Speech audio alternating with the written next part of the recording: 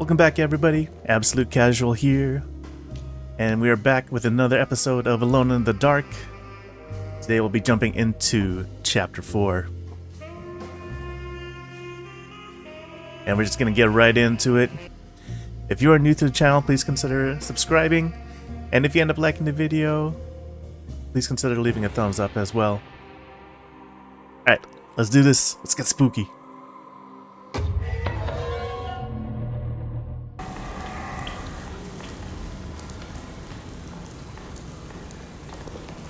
Okay, so we just got back from the Sunken Temple. And just got back from... We just spoke with Emily, so we just did a little meetup. And apparently it is now dark at the mansion, or at Derceto. Just what this evening needed. Some ambiance. What I'm talking about. Alright, what are we doing? Obsolete items have been archived.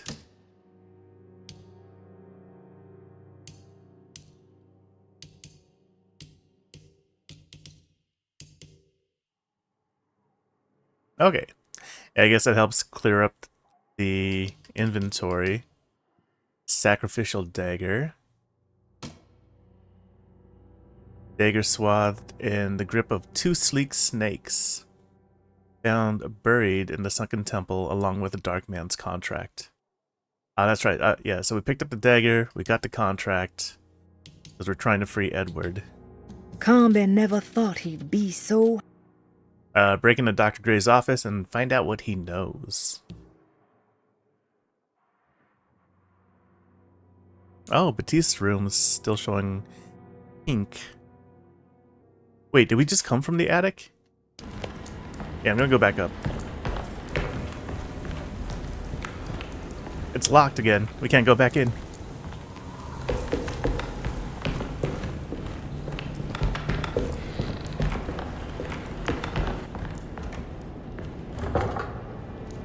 That wasn't bolted before, right? Because we were able to get through there.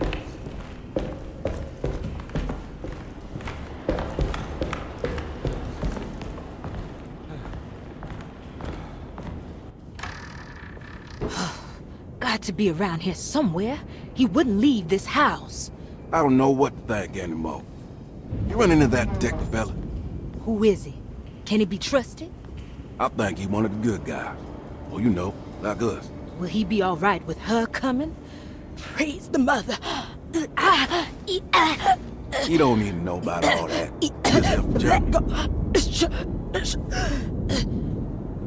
Just calm down. It ain't time yet. God, it hurts. As far as I can tell, Detective Comby seems to be solving problems, not causing them. Just be ready in case he starts anything. Won't start none, won't be none.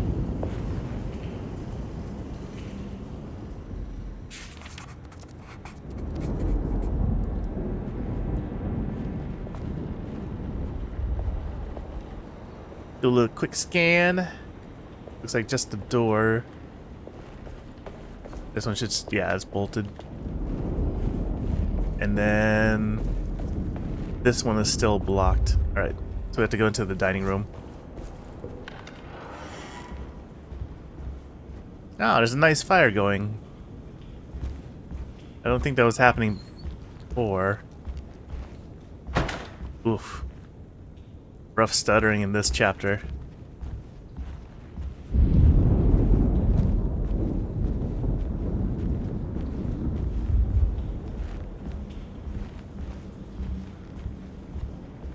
Pretty much, we pretty much well established that it's the game, not my machine. Let's check the water closet, Lottie's room, and all these areas before we cross, or try to cross the pizza.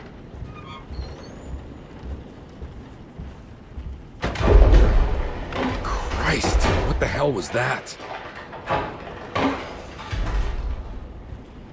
It's just a house settling, you know. Old houses.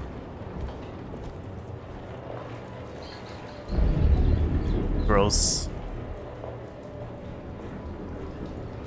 It's leaving a full tub of dirt. Dirty water. Okay, what's here? Preparation for St. John's. We must have faith that Jeremy's pact with the Dark Man is a bluff.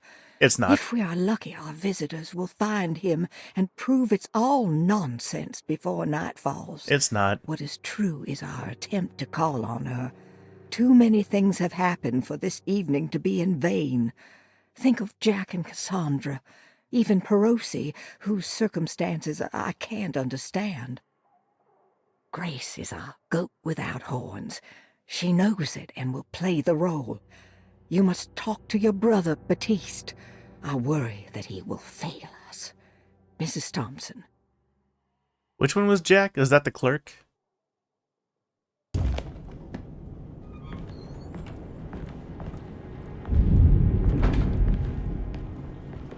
Okay, so I think that was the new object in here. Okay, so there's still something in the water closet I missed.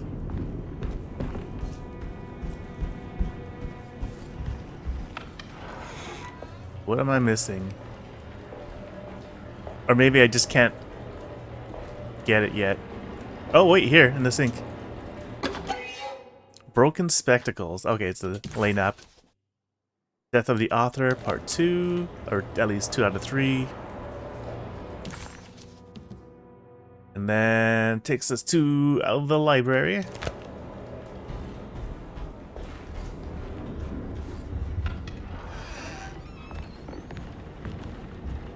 I see something on the shelf. Just knock over the books again.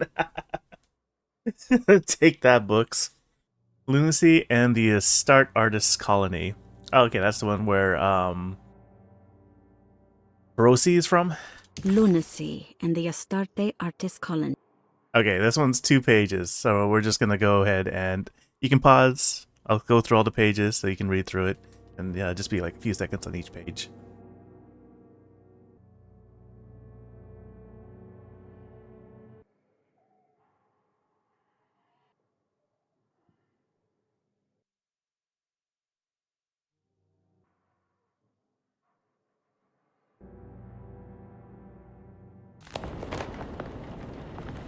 Okay, so basically, the heck? Was that the door closing? Basically just more lore on Derceto. The name Derceto.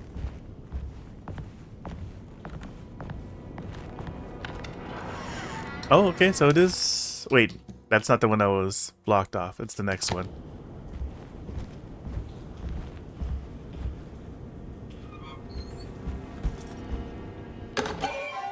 Opera playbill. The Pirates of Pontchartrain. I don't know. Sorry, my pronunciation is probably 100% off. My bad. It's gotta be Grace in there.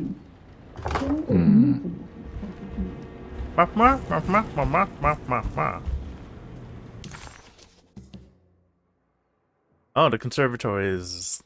Oh, conservatory downstairs is pink.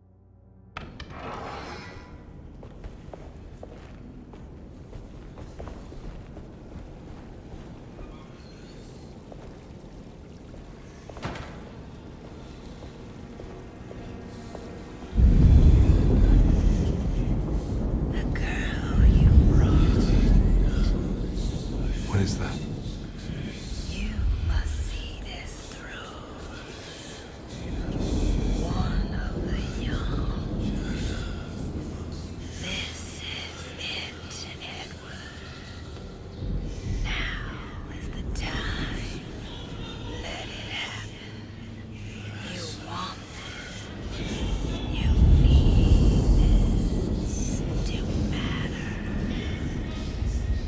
Do I? Man. You guys hear that? It sounds like there's whispering coming from somewhere in here. It's gotta be the wind, right? There's no way that this tree is talking to me. But yeah, I think this is probably one of the last places that we'll be needing to put the key, because I'm pretty sure that's one of the rings to travel.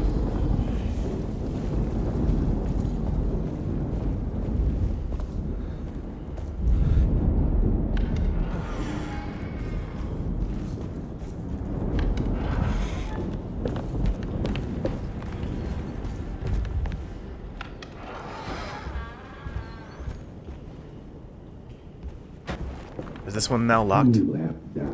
We can't let her ruin our plans. I heard him and Emily fight. You don't have to worry. I don't worry about the detective. He knows his place. Quiet. Oh, now it shows the subtitles.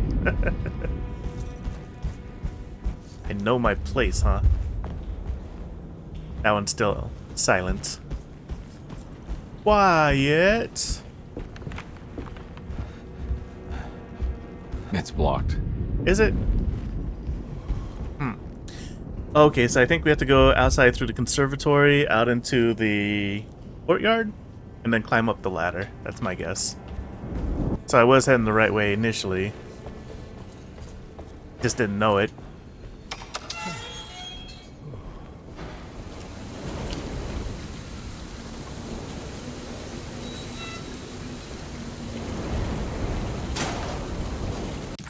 Making sure anything new out here. I think that ladder's still up. Yep, there it is.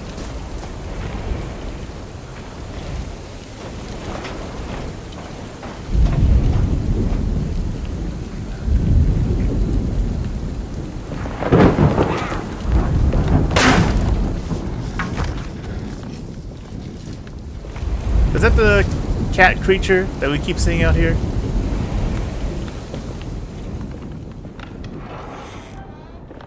Maybe it's a raccoon.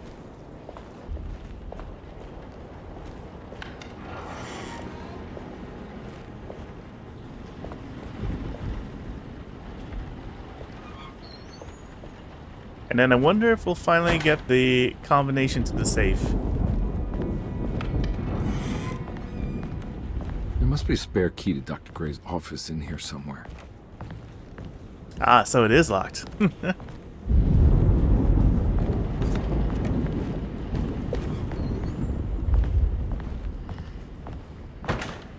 I don't have the combination for this.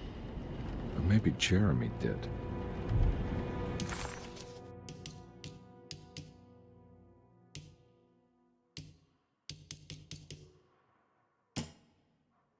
Alright, let's take a look.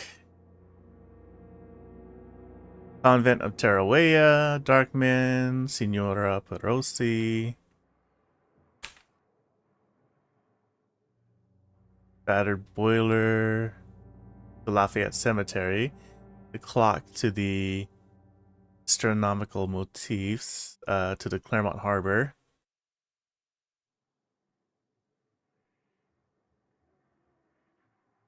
Miss Jackson was the one that sold the talisman. The orderlies, the housekeeper, and the patients. Okay, so how many orderlies, one housekeeper, and then how many patients?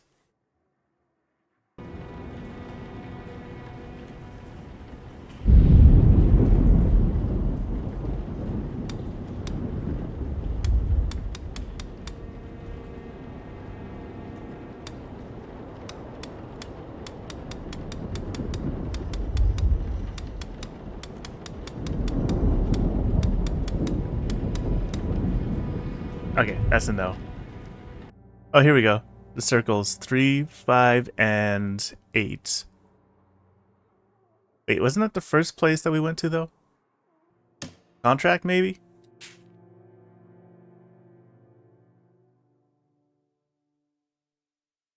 Date of admission is 913.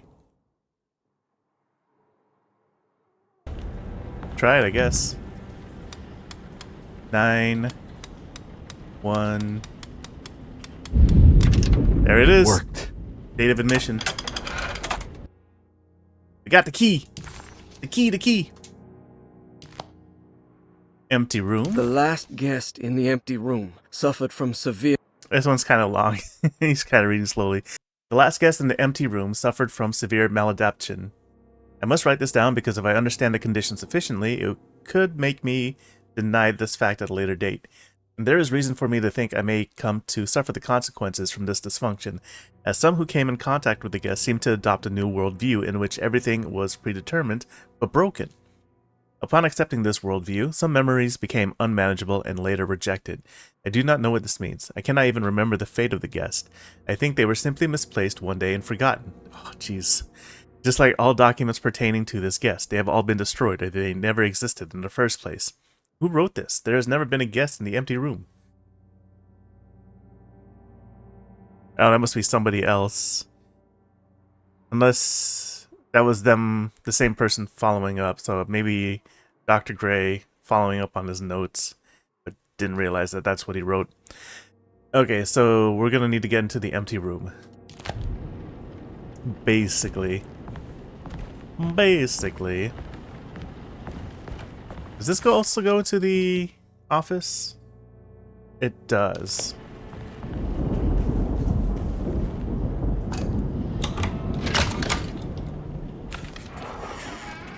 Dr. Gray's office, all to myself. Let's see if we can figure this guy out.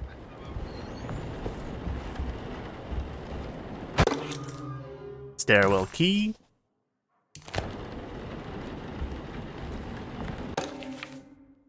McCaffrey's Pirate Treasure. It says McCarthy. Oh, no, it is McCarthy. Okay. I was the one that read it wrong. My bad. This is where McCarthy has hidden my favorite young. It's very important. Did she say favorite yum? Is it a snack? Cassandra's things. I have finished tidying up Miss Beauregard's belongings. I will leave it to you to contact her agent and have them collect her things. I found one of Grace's drawings she might want back, along with this key in her room, which I believe you've been looking for. Mrs. Thompson. More keys. Oh, it's the France puzzle. Nice. A small key shaped like the country of France. Alright. Sounds like we're about to wrap some things up here in Derceto. Jeremy's treatment. Dearest Dr. Manzetti, I find my... This one's also kind of long. I find myself in losing battle with my patient. As I've disclosed in my previous letter, his delusions have him completely captured. It's bad enough that he is torturing himself with paranoia, but his madness turns out to be quite persuasive to others, effectively laying the ground for mass delusion. I am writing to you in hope that you can give me some guidance. Beyond my ambition to avoid devastating surgery on my patient, I have grown worried about my own defenses. The words of my patient are deranged, yet they often resonate with something primitive within me. I have tried photographing his brain with x-rays, so that's the infirmary. It was surprisingly difficult to get good results. Dark blotches on the plates kept obscuring all details. My patient looked at the bad plates and cried out in terror, telling me the dark areas was the shadow of the worm eating him from inside. I could not see anything out of the ordinary. I hope this is a sign that my mind is not as receptive to the madness as I had feared. After further inquiry, my patient described the shadows inside his mind as some kind of chthonic monstrosity that wants to undermine his sanctuary. Ooh, Cthulhu stuff. Maybe? I don't know. I gotta look up what chthonic means. This is clearly a reference to a place he calls Tarawea, a sort of library or convent that works as a psychological haven. With this imaginary haven threatened by this Chthonian, he has now constructed another less pleasant hiding spot. Lately, he has been bringing up a metaphor of a steamboat that has run aground, that he feels like he needs to start the engines in reverse, but he is afraid that the hole in the hull would cause the whole ship to sink. I've been watching him turn this metaphor into reality for the last week. He knows it's made up, but he is doubling down, trying to make it a real memory. I feel certain that this is my chance to break through the barriers of his self-deceit.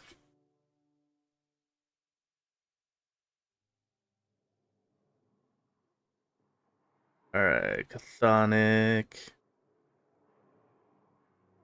Concerning belonging to or inhabiting the underworld. I see.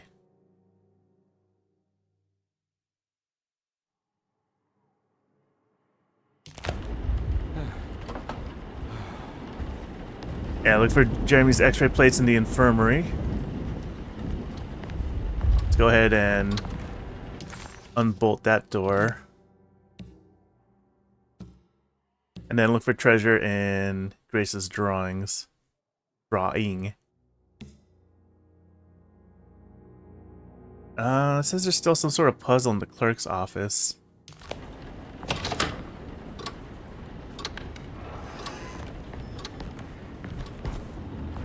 Not sure what else there could be. Solve the safe. That bell's on the other side. Yeah, there's nothing else being picked up. We can now enter into the infirmary. I see that that's green, the lock. Okay, we can go upstairs. Because I think the globe is right across from Jeremy's room. Wait, no, it's the... I think it's the sitting room. That's where the globe's at. Yeah, so either way, we still gotta go upstairs. Hi, bear. Bye, bear. I think one of these times, those things are gonna come to life. Or at least one of those things will come to life, pretending to be a statue.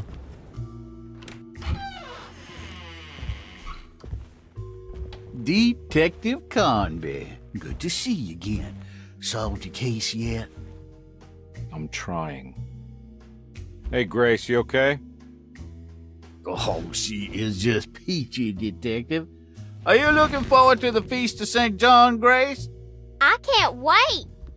Kids, ain't they great? What exactly are you planning for tonight? Oh, not much. We eat, we drink, we pay tribute to the wishing tree in the conservatory. The usual. The usual. And why all the excitement? There is just something about tonight. Something's different. I think we all feel it. Besides, we got ourselves some new words for the prayer thanks to your buddy Jeremy. She'll come and turn the world inside out, and things will begin again. That sounds strangely threatening. You should come.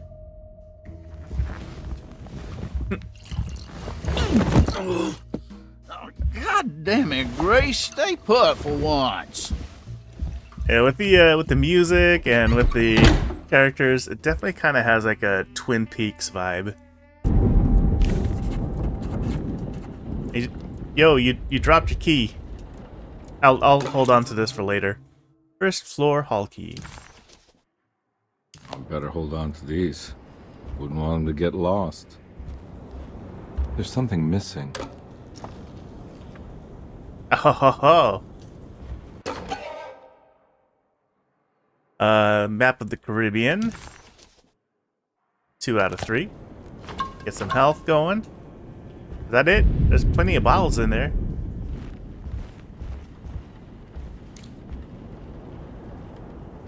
Oh man, I am so low. Low on ammo. Oh no, I didn't mean to do that. Crap. We're playing on, it's fine. We're topped off.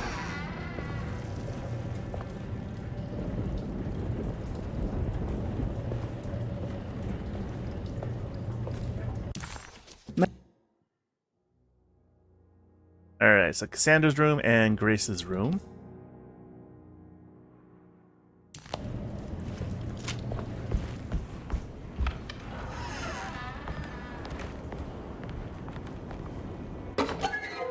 A movie script, Slaughter Gulch. Death of an author, the author. What did you expect from them? You created too much. There wasn't any room to breathe. Your reification rendered all possible worlds void. You took everything they could imagine and constrained it into something that you didn't even care about. Or maybe you did. Perhaps you cared the most of all. Maybe you tried to save them from themselves, and that is why you had to die. Huh. Cassandra's last page. Jeremy knew that the only one who could help him now was the guest in room number 3. The room seemed to have been empty for so long. But that wasn't allowed to be true. The story needed to be different. To include something from the outside. He would bring the guest back to room 3 and show them what was in that safe. 913. But those were not the right numbers. That was the combination for the safe in the clerk's office. Yeah, we already solved the clerk's one, but now I know there's a safe in room 3.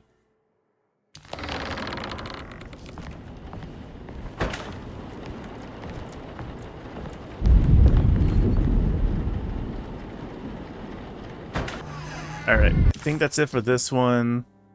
Let's go check out Grace's room.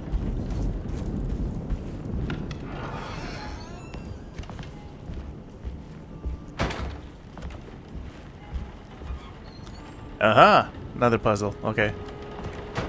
That involves her drawing that we found, I guess.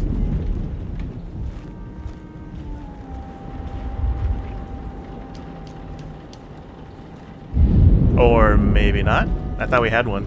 Did we not?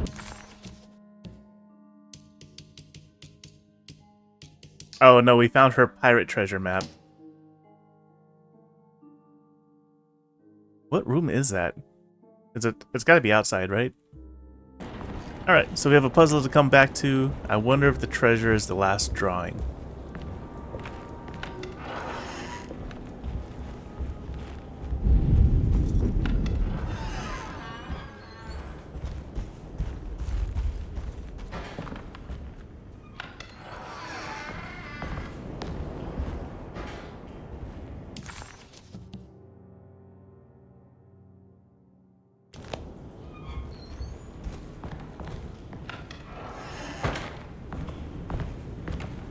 Alright, Jeremy, what's new in here? To Detective Carnby. Detective Carnby, I'm terribly sorry that my niece has pulled you into this mess. Please, with all my blessings, take her away from this cursed place. I have destroyed that Eater of Worlds and locked it away in the attic and retreated to a place of hiding. Tell Emily I'm safe. Tell her all the lies you can think of to make her listen. Take her back to New Orleans. Sincerely, Jeremy.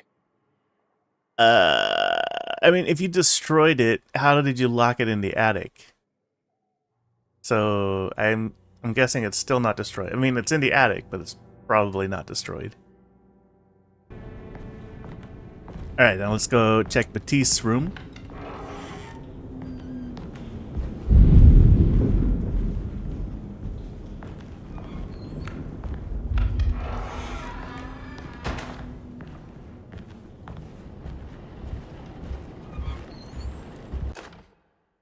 Trust me. Brother, I need you to trust me. This is the most important moment in our family's history.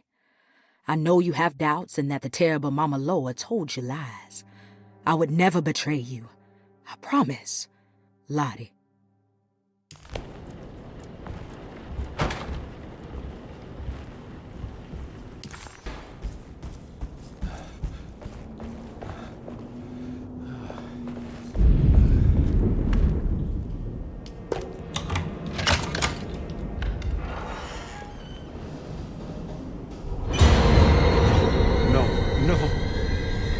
So he's the one in room 3.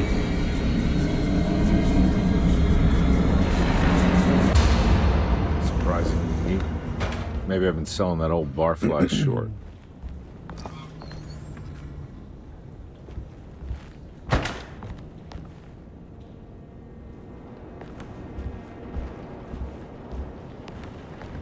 Any chance he's kept like some... McCarthy has something hidden inside. Oh, he's got some alcohol in there. Just about to ask if he's got any spare alcohol for health. Moment of clarity. Sometimes I think this place makes me worse. That Derceto might be my grave. A coffin made of ostentatious architecture. A Taj Mahal for the drunken depressed. There's something about Derceto. Something about Dr. Gray. Like we all pretend that we're here to get better, when in fact we are here to be forgotten. Something wrong with Dr. Gray, huh? Okay, looks like we'll need a tool to get into the vent.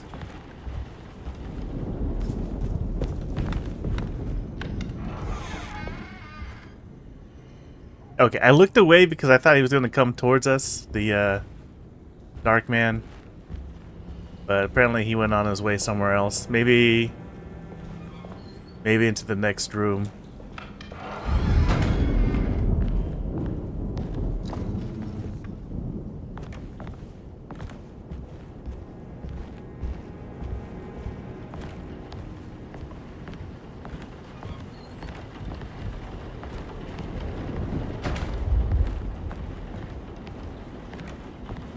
Are we taking a picture of something?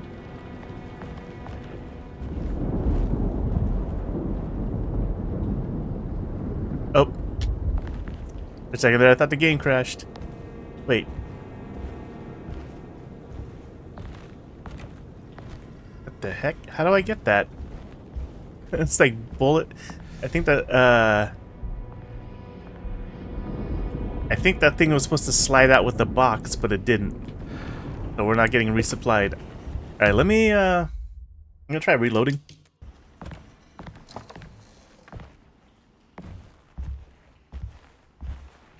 Okay, maybe it was just... That's weird.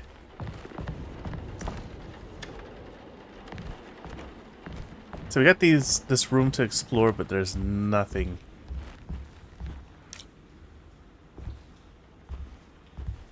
That's so weird. It's like, why even have a room to explore things if there's nothing in here for us to loot, you know?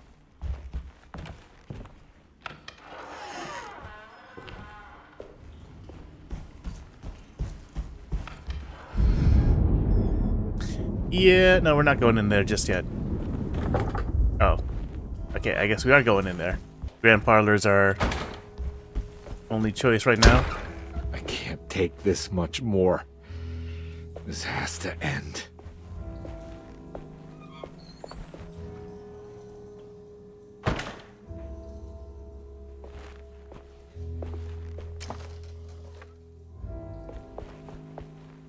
Yeah, see, I mean, there's money. Imaginary money. A jangling shaker. Oh.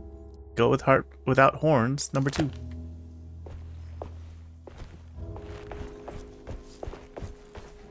know what? Maybe, like, Emily herself has gone through here and picked up the items. Maybe that's why I'm going through and finding nothing.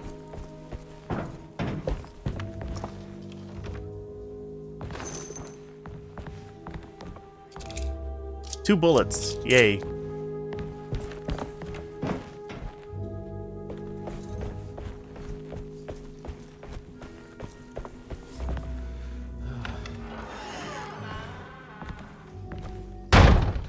Whoa. Scenery changed as soon as the door closed.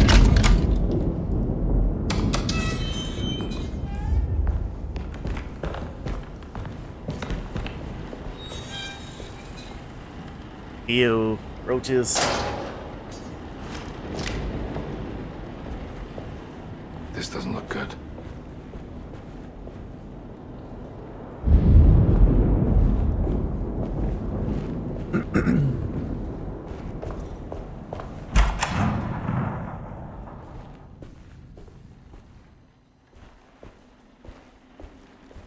What we got? Scapegoat. Unspeakable Cults, number 2.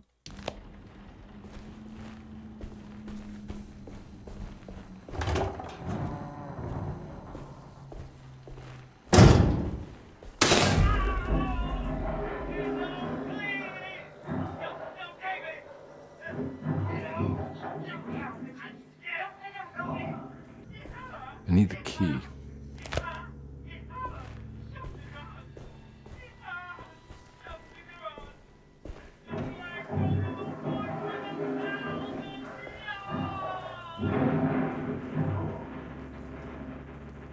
Sounds like there's a lot going on behind that door.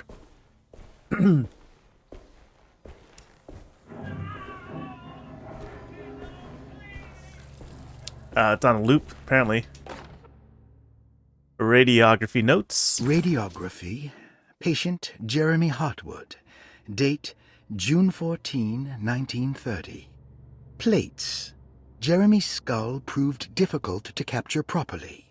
Partial radiographs worked best. A complete picture of the brain can be assembled by piecing 3 plates together. Observations. Even when looking at an assembled version, a shadow covers significant parts of Jeremy's brain. Possible tumor, but more likely that the equipment is failing. Jeremy reacted strongly to the pictures and claimed to see a giant clay worm eating and displacing his memories. Notes. While this exercise has left me nowhere closer to an answer, I feel confident that a Burkhardt lobotomy should sever all necessary parts. Yeah, no. Also, if you think the equipment's failing, the easiest way to disprove that is to do the x-ray on someone else. Just saying. If all else fails... Hypothetical psychosurgery based on the ideas by Burkhardt and the St. Petersburg research could end up saving Jeremy's mind. Severing the connections around the frontal lobe would certainly solve most mental afflictions. The procedure would be brutal in performance, as well as in efficiency. An ice pick pushed through the edge of the eye and into the skull would untether the nerves like Alexander cutting the Gordian knot. As this would likely leave Jeremy in a very different condition, all other paths should first be explored. The medical instrument I would need for this lobotomy is missing, and I should have Waits order a new one.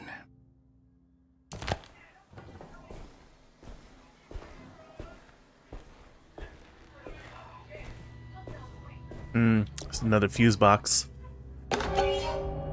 Electrical fuse. Spare fuse can help regulate electrical power when inserted into a fuse box. Surgery room key. Radiograph number 2. Feel like we did this in Silent Hill.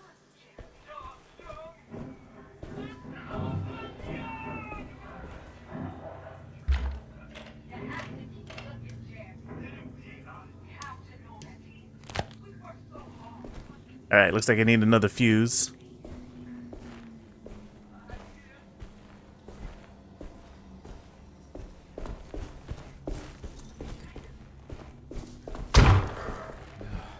Don't mind me. Busting through. Radiograph number 1.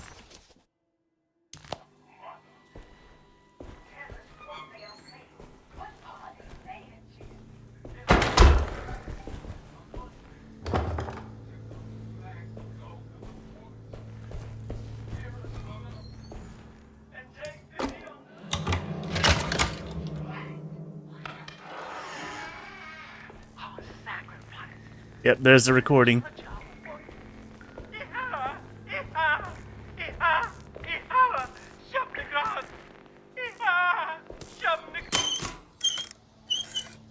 Yeah, I'm just gonna take this. I need it more than the screaming box needs it. Don't mind if I do. Alright, let's pop that fuse in.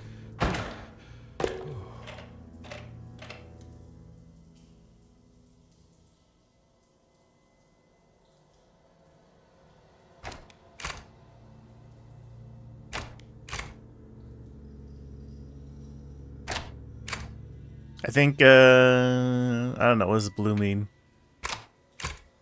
Oh, I need to turn them all on. There we go. That's better.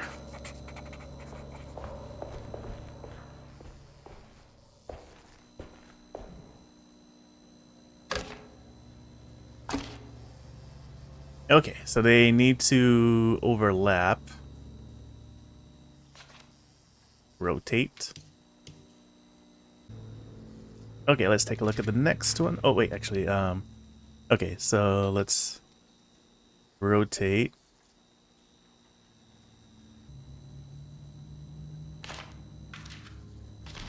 There we go. All but 2.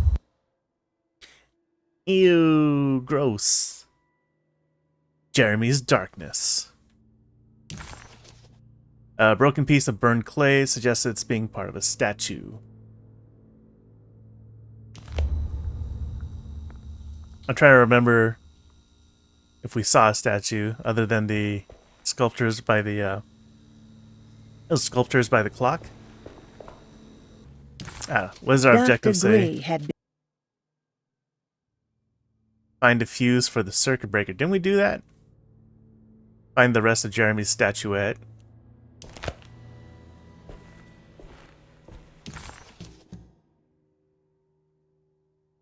Okay, so we're in the laboratory. All these doors are locked now.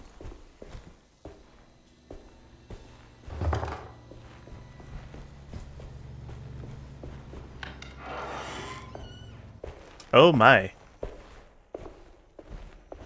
This room has changed since we were last here.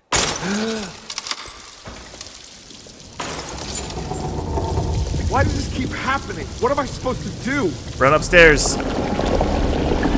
Get to high ground.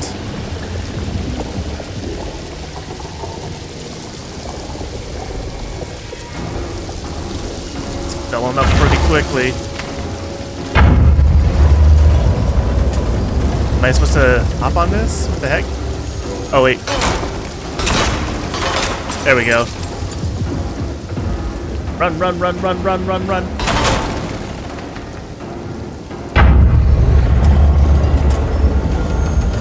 Is that a garden gnome? Oh no, it's a lifesaver.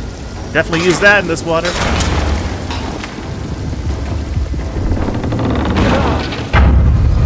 There's some random boats up here.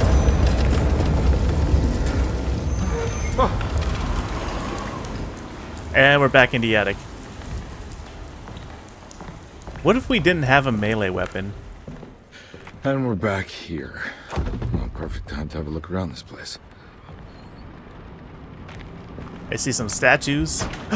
Maybe that's where the so he hid whatever darkness thing that he was fighting in the attic, right? So maybe that's what the statue is. And our piece will unlock it and we'll be like, yeah, there's the box. Okay.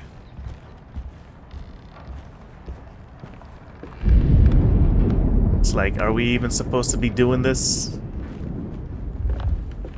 Oh, there's a few boxes, I guess. What is that? Alcohol? Are you talking about the gem that's right there? Yeah, we're not touching you yet. Or should we?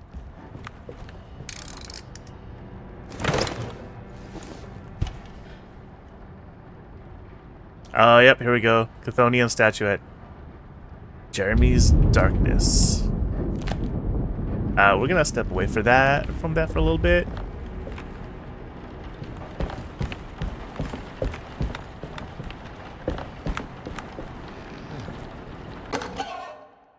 Tessellated shard. Prisoner of Ice, 103.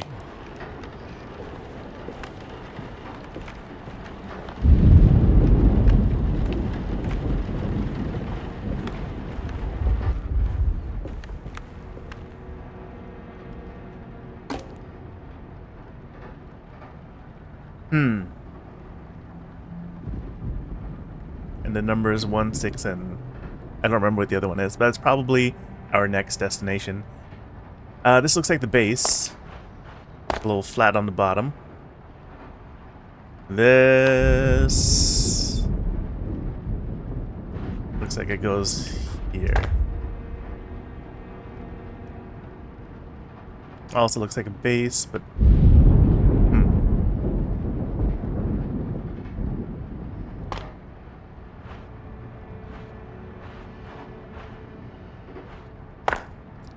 nope.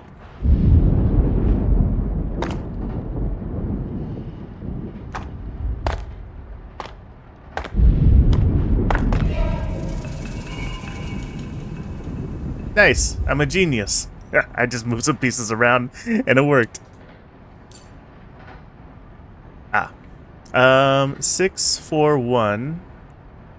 4 is on the longer one. Or maybe it's just an order. 641. Let's not think too much about it. 6, 4. Whoops, wrong one. 6, 4, 1.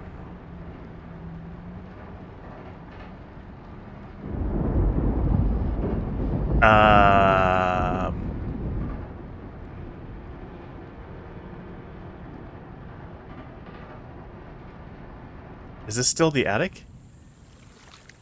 Is that what we're looking at? Oh. And I hear water on the other side of this wall. I think we're about to hit a dark place.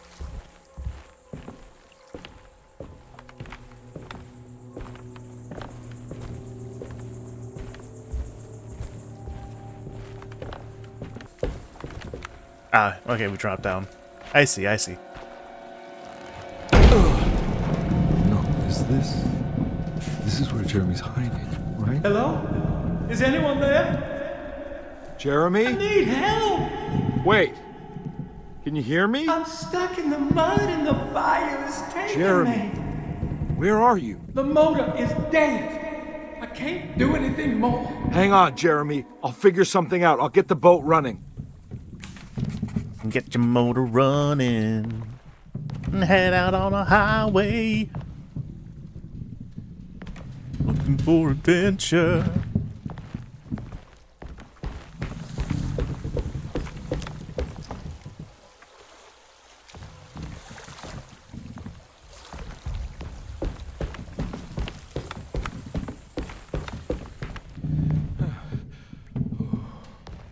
Alright, looks like there's interactables below us.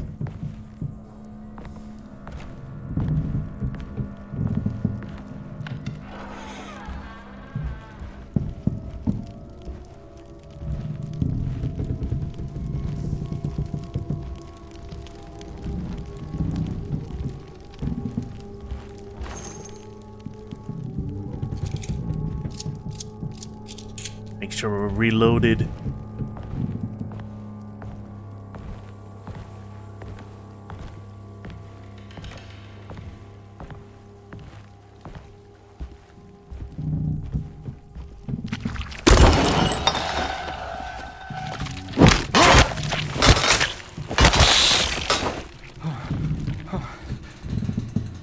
So, is that a dead one? Wasn't there something on the table for us to grab?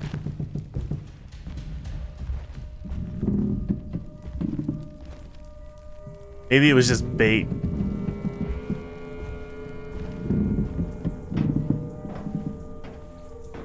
Or maybe I imagined that there was something to grab. Could be it too.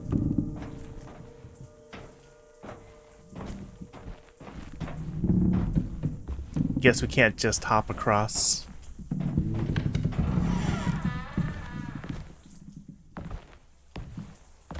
It is very creaky.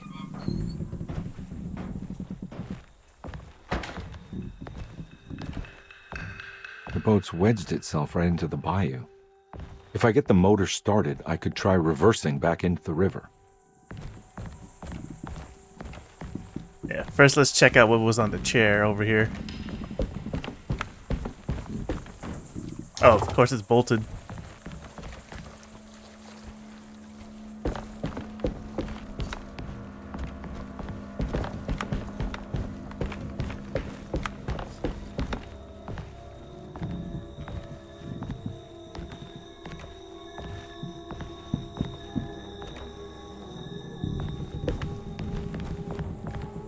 Blocked? Not blocked.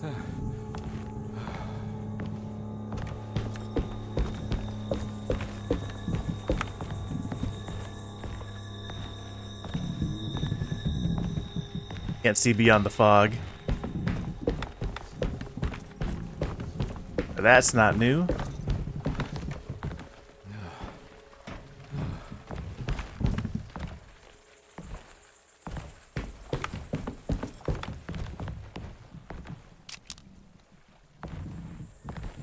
Find a way to the engine room below deck. Ah. Oh, we got some Molotovs. A lifeboat.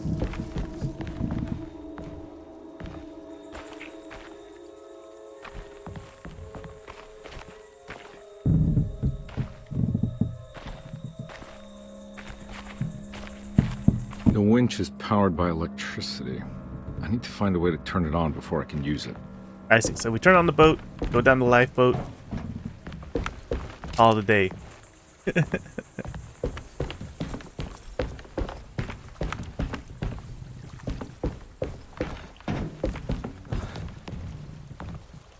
See an axe.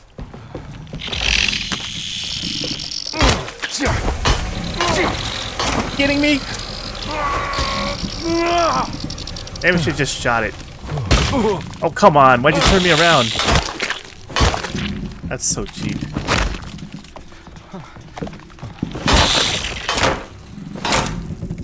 Is it dead now?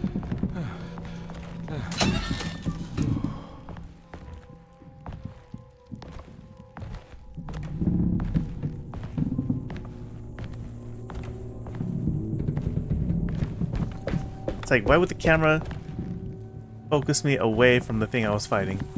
There wasn't even anything in here worth discovering. That was such a waste.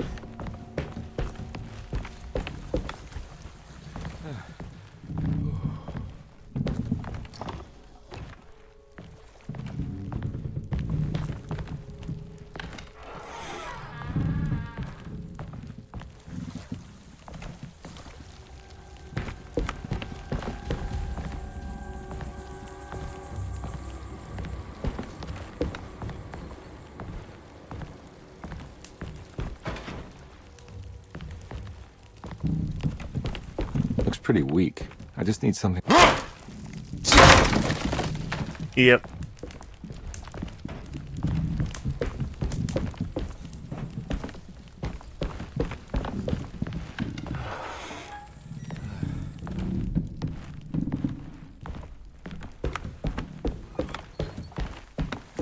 We got the tools.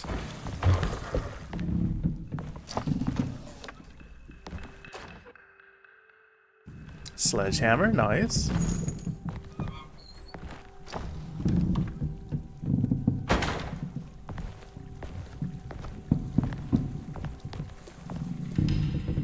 There's just a bunch of melee weapons in here. Wait, where did the sledgehammer go then? Like a box of infinite hatchets.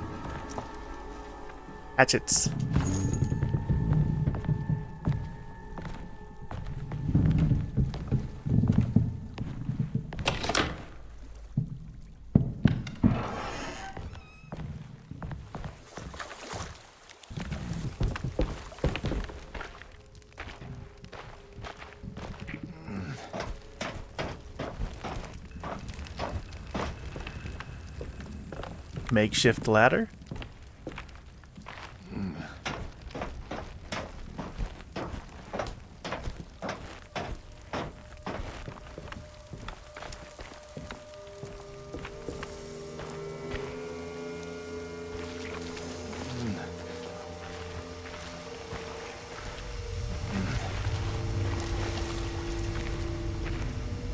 This definitely needs fuel. Okay, so we need to get some fuel.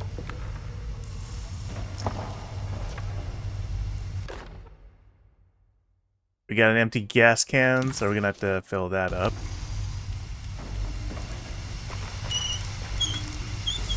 Let us through, please.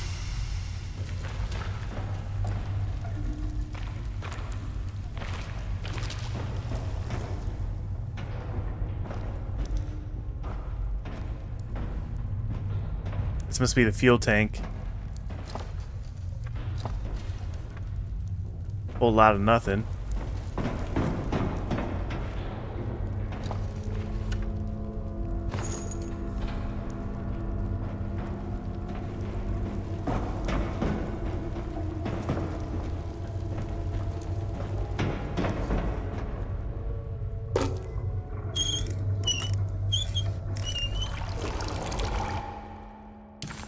Build the gas can. Perfect.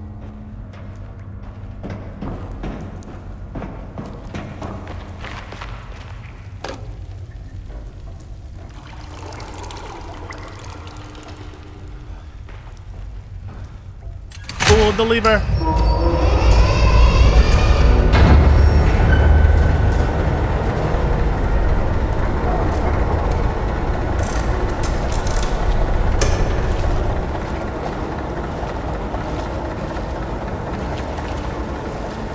Alright, we got the boat running. Let's check out the other places.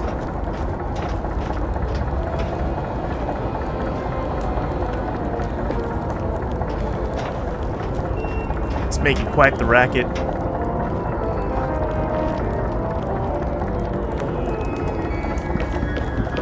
Ah, scheiße.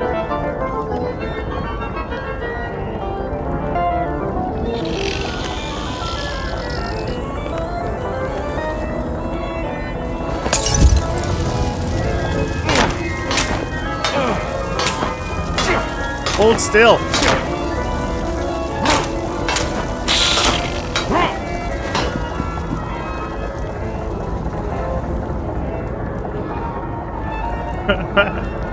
I think it just finally died from the fire. Just did a whole lot of swinging for nothing. Oh shit! Hi, you can keep that room. I'm running.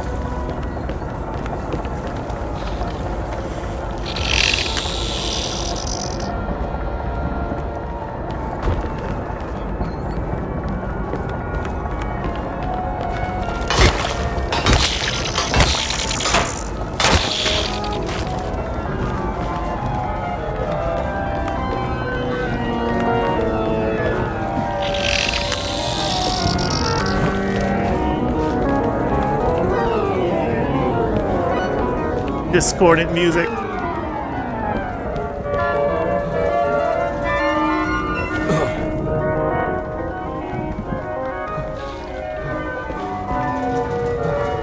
Oh, snap. Wait, that got me? The heck? Yeah, let's go before we turned on the ship because I need to explore the other places first. I didn't realize that was going to be it. Jeremy, where are you? Vagabonds, 3 out of 3. There are many ways to cross a threshold. The easiest one is being invited. A door swung open, leading you inside. Another is sleep, hypnosis, or even sudden fright. There are those who fold spaces that challenge Mobius, or jump through angles that defy Euclid. If you learn to properly use your talisman, you could go anywhere. You wouldn't even need to rely on the fluttering wings of the shrieking Byakhees. Okay. I mean, I didn't want to rely on the wings of the shrieking Byakhees.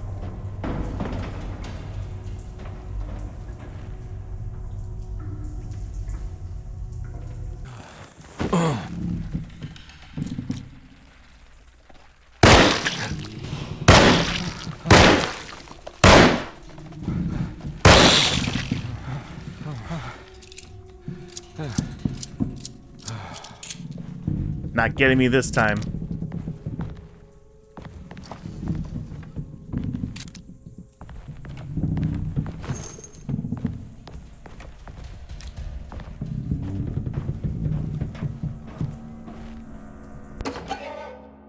Pallid Mask. Pirates, number 3 out of 3. The artist spent a lot of time boating on the vast Lake Pontchartrain. Poetry, painting, photography. Everything seemed to become better by the shimmering water and the opalescent sky. One night, as the sailors returned to Darceto, they found a masquerade ball taking place. It must have been Perosi and Nora who invited their friends from the theater. The sailors quickly fashioned masks out of plaster of Paris and joined the festivities. They enjoyed themselves for hours before realizing time was not passing, nor could they find their friends. As they began to worry, they demanded that the guests unmasked. But they could not, because they were not wearing any masks. Curious. Also, now that I think about it, I wonder if this is the Perosi's boat.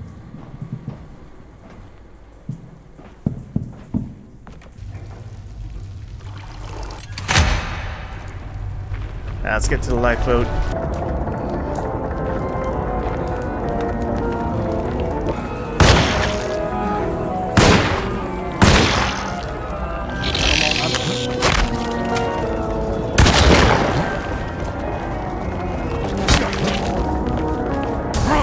Ah, crap.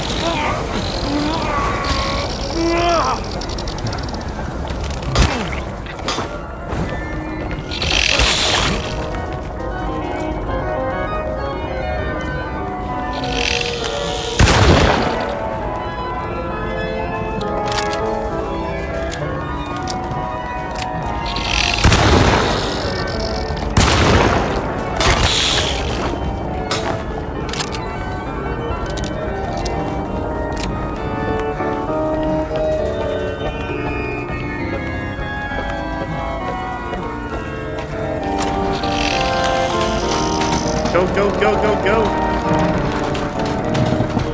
Come on, a little faster. Hello there.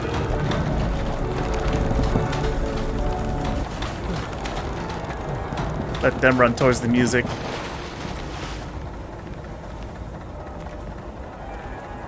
How the heck am I supposed to get that? What the heck?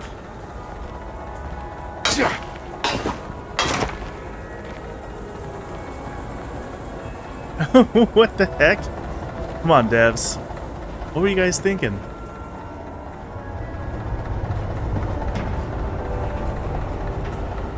We're gonna put loot over here, but you can't get to it. I see a creature.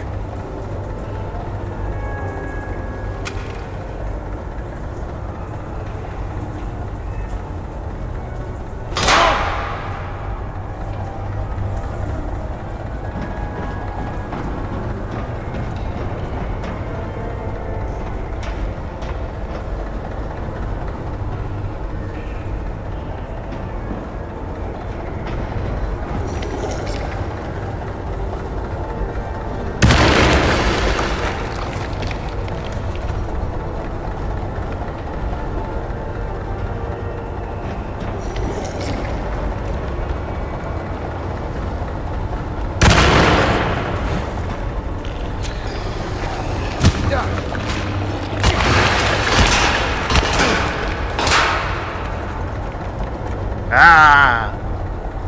Oh, now I see the Molotov.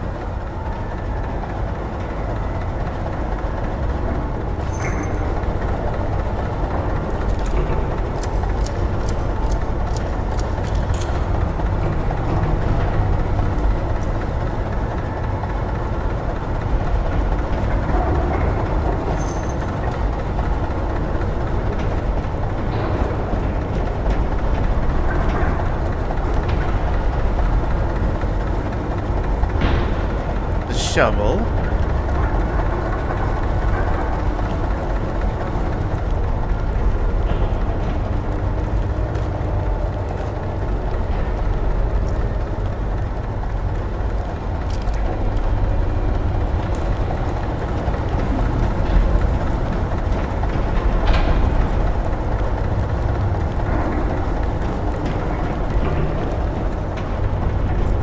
Alright, so I got Molotov behind me. Molotov over here. Go ahead and hit the button. Whoa, whoa!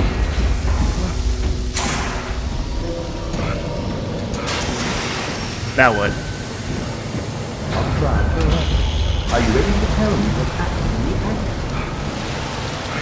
I put a rope around my neck, and then I strangled all life from my body.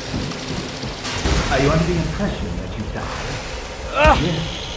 No. I was supposed to die. What does that mean? That you were supposed to die? I'm the catalyst. I had to die to make the story happen. What story? What are you referring to, Jeremy? 30 years ago, Frederic needed me to die. You're not making any sense, Jeremy. Thanks for my hat back. Find your focus. Hey! I cheated everyone. I didn't play my part. Hey! I escaped my doom.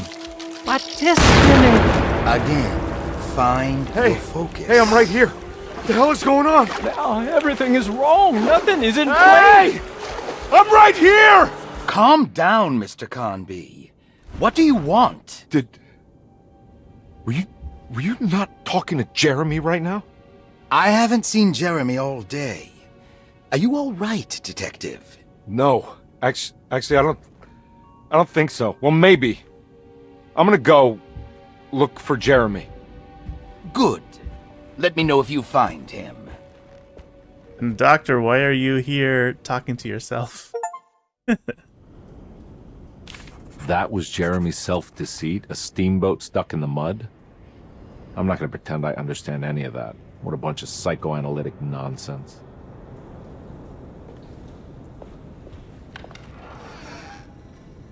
Okay. I am a little confused by that as well. What are we doing next? We gotta find Grace's missing drawing. Can we use the sacrificial dagger to open up the vent in McCarthy's room? Oh, that's probably what the McCarthy's treasure is. That stuff in the vent. And he's gone.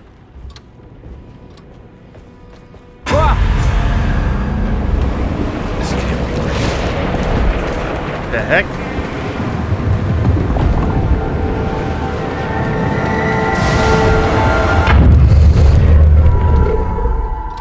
I was like, how did I even end up back here? Nothing to explore. Wait, can we go into room 3 now? Not showing locked.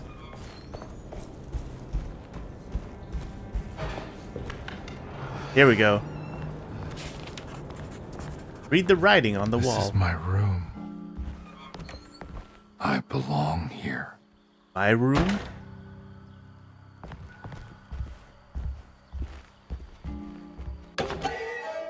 Ashes of Indigo. Unspeakable Cults, 3 out of 3. Derceto stands on a breeding ground for the grotesque, a temple devoted to rebellious growth, the most ugly and cancerous side of nature. You may be able to shield your psyche for a while, but rest assured your soul will come to pray to that hideous god in time. That is the story of every man and woman who gather around that ancient arbor. They all croak, bark, and bleat because their own bodies are afraid and they wish to repel the evil those words conjure. Ia! Ia! Instead of that blasphemous name, they gossip in hushed whispers the name of Derceto, Astarte, and the Black Goat of the Woods. So I wonder if the doctor is kind of coordinating all of this? Or orchestrating it? I recognize this view.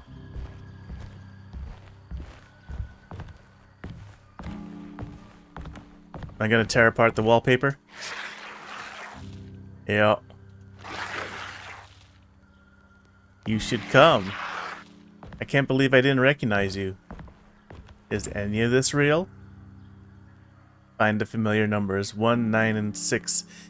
I think that's on my license, right? Yeah. 1966992 LA. So I'm guessing the combination is 692. I know that number. Where's that from? I did this. I wrote that. Am I really a private detective? I know the combination. I carry it with me.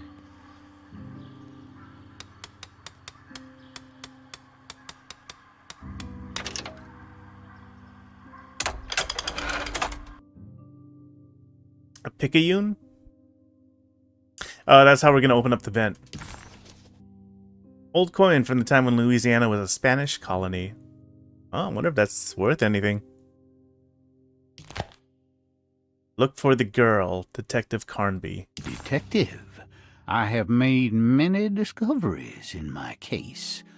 The child we want is safe, thanks to good people like me and you. We're so similar, but you don't see all the things I do.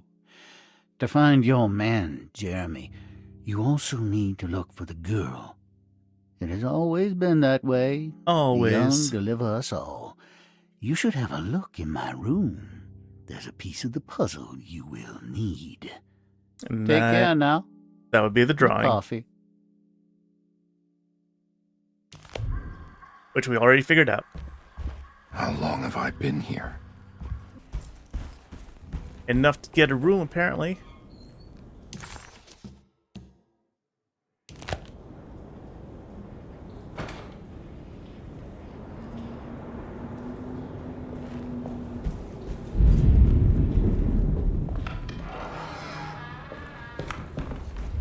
So, room 3 was all sunshine, and now we're back in the other rooms. It's all dark and rainy. Looks like McCarthy has something hidden inside.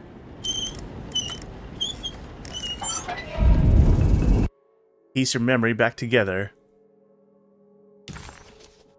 The missing picture. Why would McCarthy lock this up? Was he trying to keep Grace from completing the shape?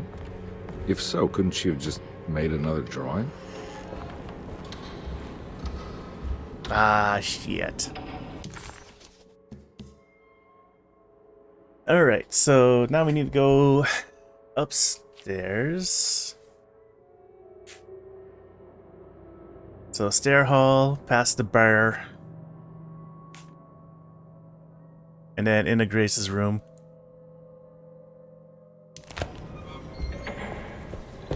What the hell happened in here?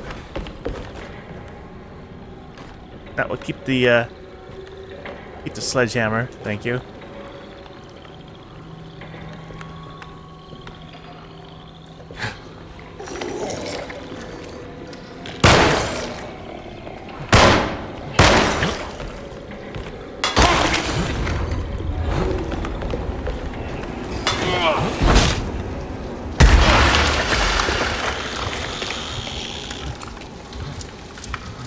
Also, I think this is what their settle looked like in the demo prologue game where you get to play as Grace.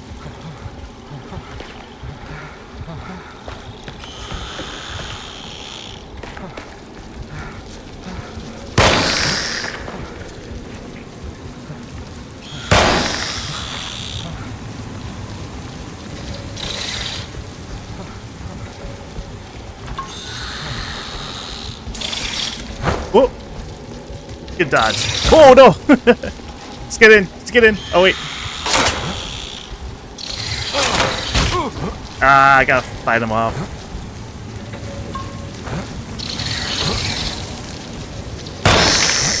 Otherwise, I'm not gonna let him get to the door.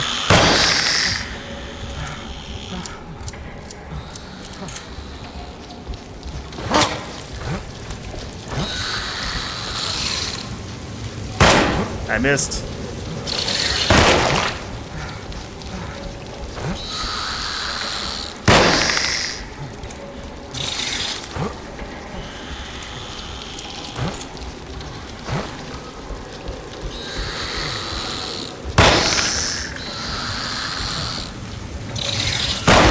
Oh, frick. Come on. What the heck? Am I... What was blocking my shot? Seriously?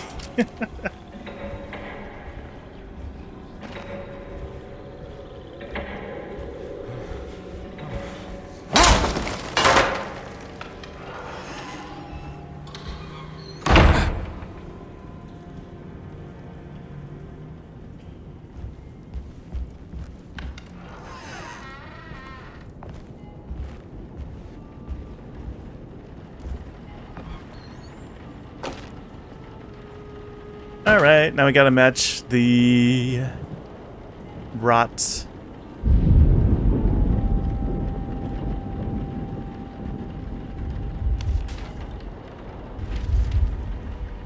That looks right. Sort of. At least the bridge does. Oh, I can rotate it.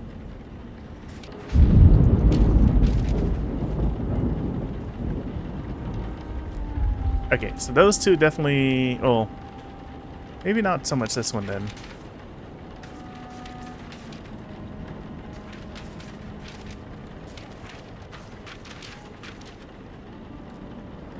There we go.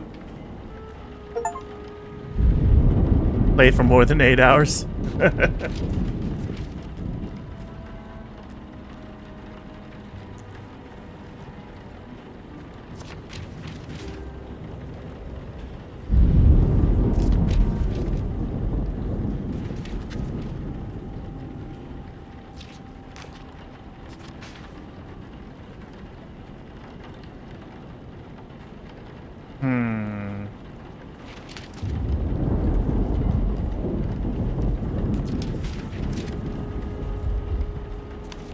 There we go. We did it. Huh? What?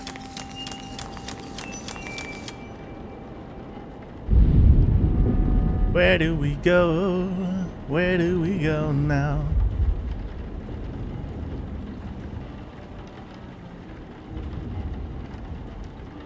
Trying to recall if I know that room.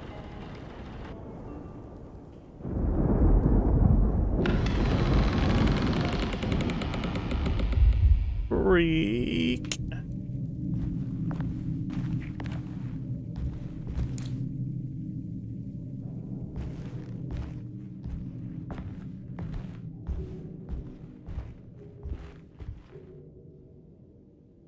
Okay, this is new. Is this our place?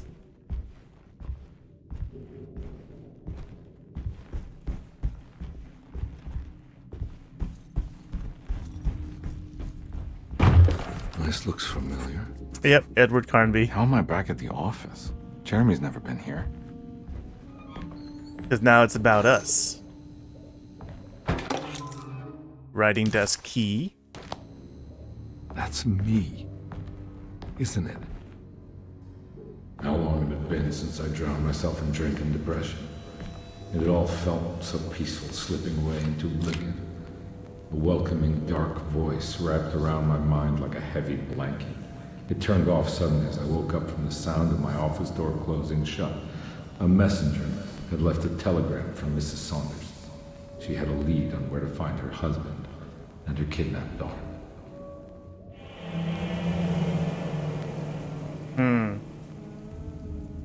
Yeah, I mean, we kind of figured out that he had a drinking problem. God, I used to drink so much back then. When was this exactly? What case was I working? Probably Grace. But yeah, we kind of figured out he had a drinking problem when that's his source of healing. Western Union telegram. Telegram from Gabriella Saunders sent December 25th, 1928 on Christmas. My husband has returned to steal one of our most valuable paintings. I'm sure he means to sell it. If you hurry, I'm sure you can track him down.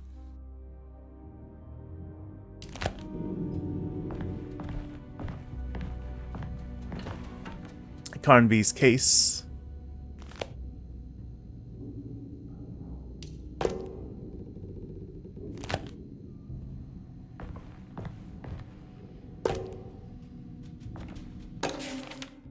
Newspaper clippings.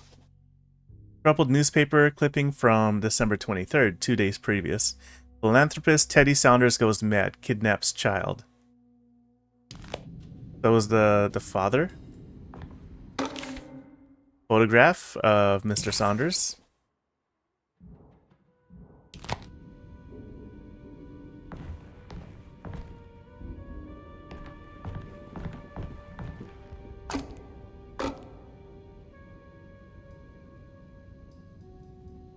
Mrs. Saunders says her husband has stolen the painting, means to sell it. Headline, the little toy shop burglarized, and a photograph of the kidnapper. What am I supposed to do with this? Turn over? Oh, here we go.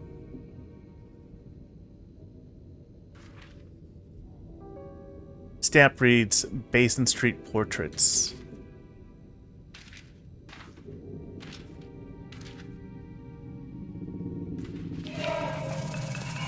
check I out remember this Thornhill. case.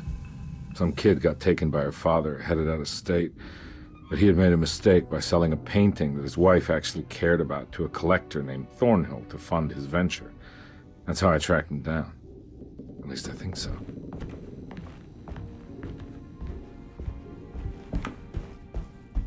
Follow the red string.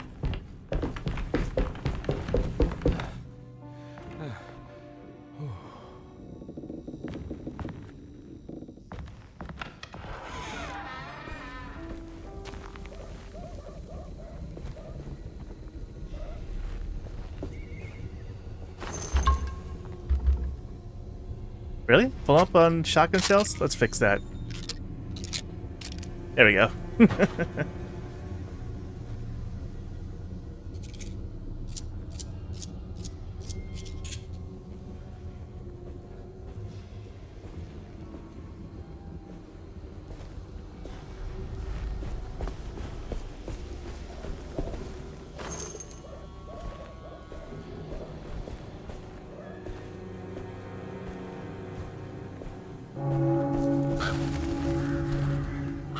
Bong.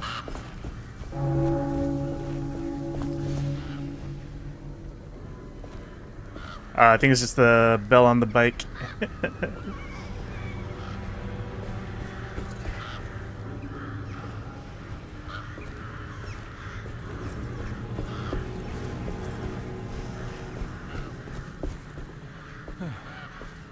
A lot of stuttering on this portion.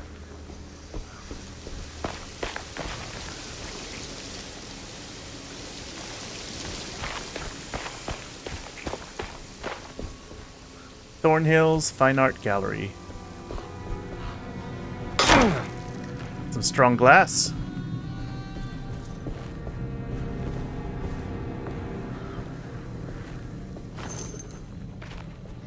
Thornhill wasn't a bad man, but he had principles keeping him from handing out information about his deals. So he needed some convincing.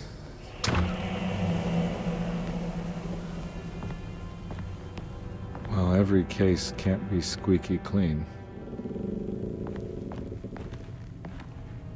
Oh, these are pretty good. I like them. Ooh, that one right there.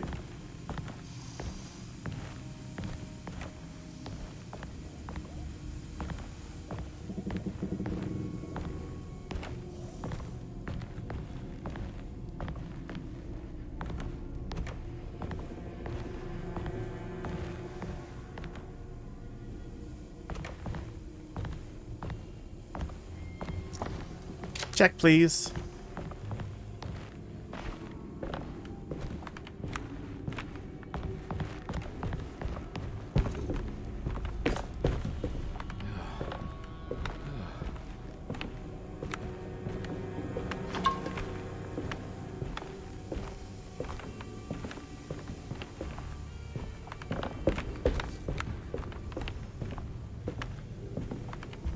Mr. Saunders had sold a valuable painting to Thornhill, hoping the money would carry him to wherever he was going.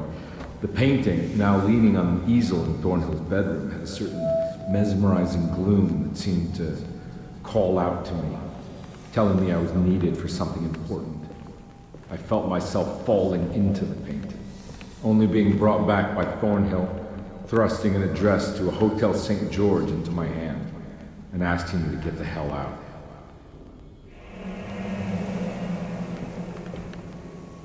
I don't remember this at all, but I can't say it didn't happen.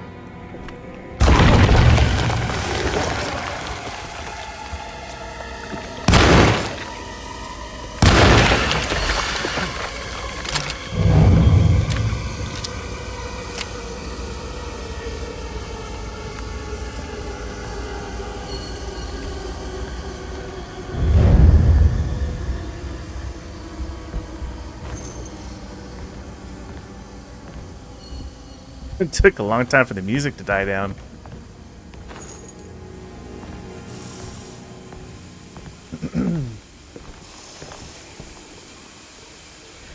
Are we sneaking?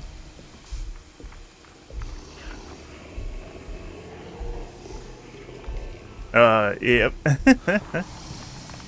A lot of them nearby.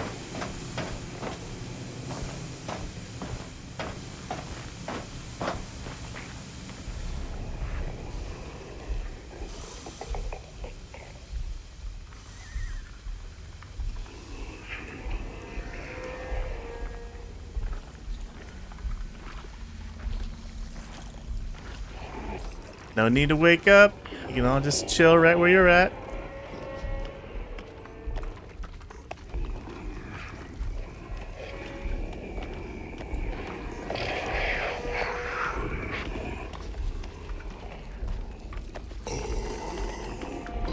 Fuck off.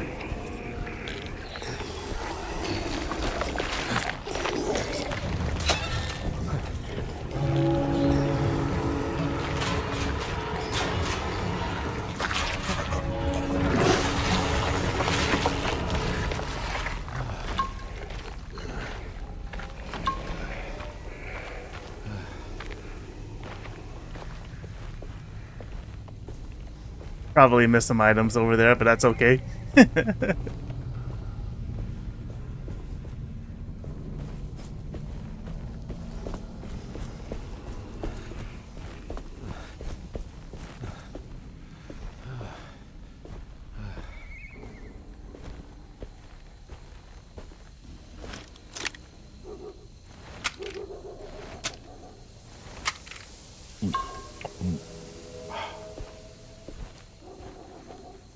Candlestick. Alright, how do I get through? Ah, here we go.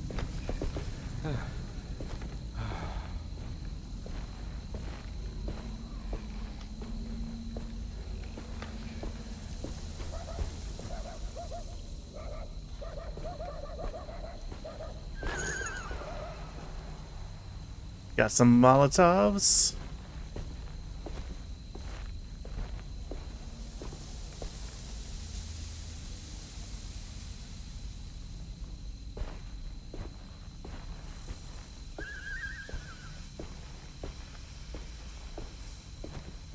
Oh man, I must have gotten in a car accident.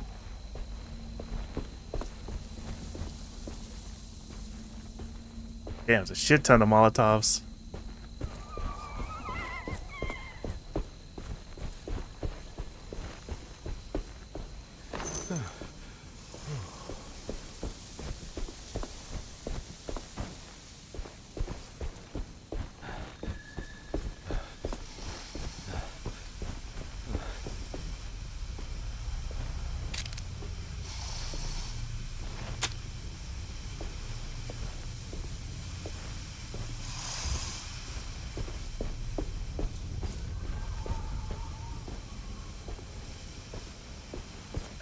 It looks like we can only activate the scene from the other side, so I'll have to run back over.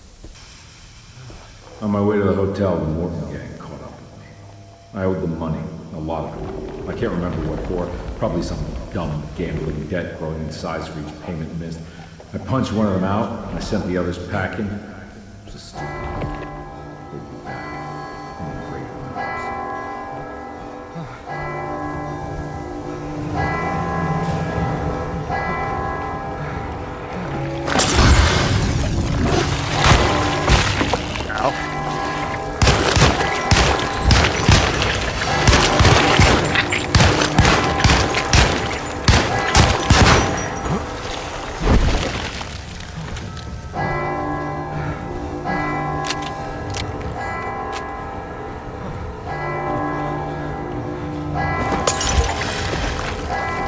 Kill a monster with an opportunity. Nice.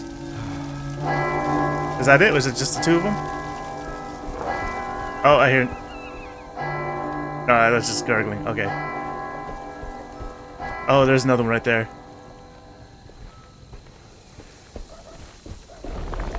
And... okay, yeah. I thought it was one of the alligator ones, but I wasn't sure. But we didn't step in that area, so... yes, it is one of the alligator ones.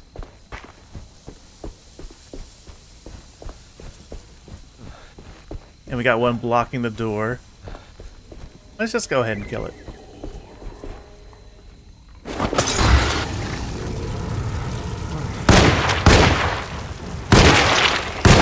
What the heck? It's just sliding.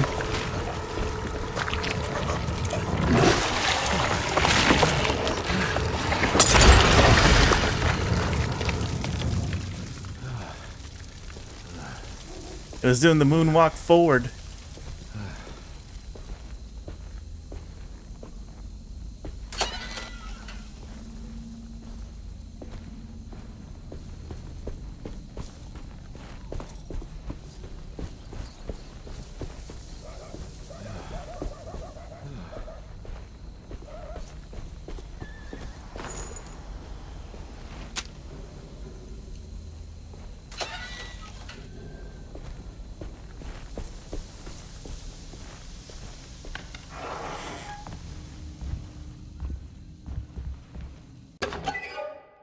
Curious Napkin at All the World's a Stage, number 1.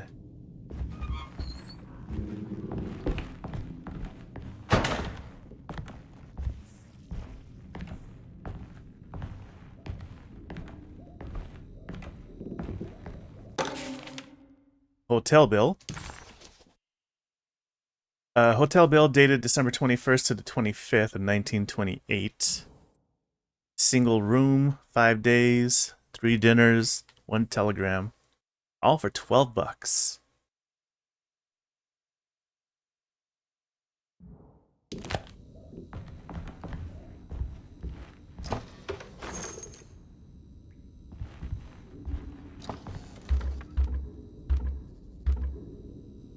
Oh, we're full up on shotgun again. I found it. In the hotel ledger, I recognized the handwriting of the signature. Ted Stryker. It was him. I could feel it. It was the kidnapper I was hunting. I put on my knuckles and hurried up to his room. Oh. So we went in with the intention of harming. Ted Stryker rings a bell. Feels vaguely familiar. Is it Ted Stryker? I thought it was Ted Saunders. Maybe that was the alias.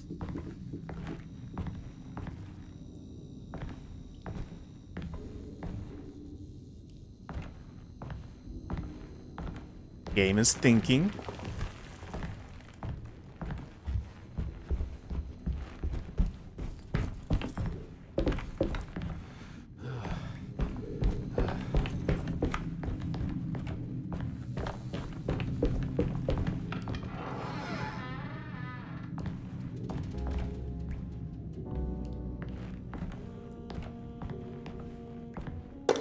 It's a very small room. I can see why it was $12. Even then, still, that's pretty good price. For nowadays, anyways, when you consider inflation and everything. David Thornhill's business card.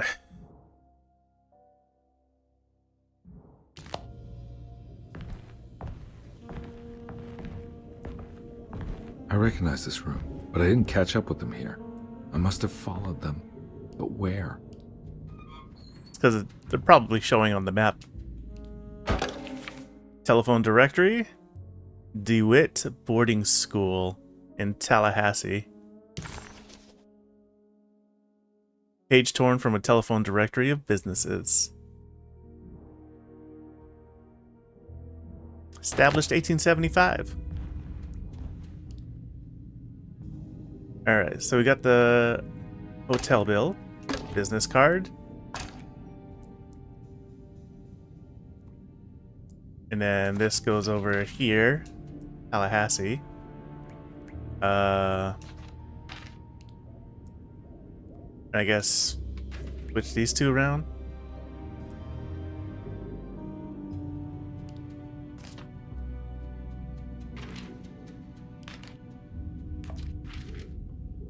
DeWitt, contact Mrs. Robin, $300 per year. $350 That's right. for He the was painting. running away, ditching his old life and marriage in New Orleans to find something better in Tallahassee. And he took his daughter with him against the will of the mother. That's why she hired me. But I stopped him. I caught up with him at the Pearl River Bridge.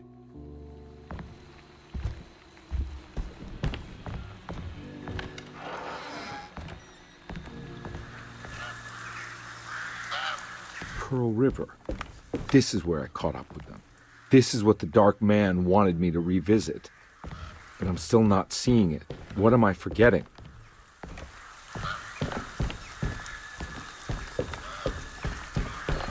Probably killed somebody that he didn't mean to. Or maybe I'm really dying and this is just my life flashing before my eyes.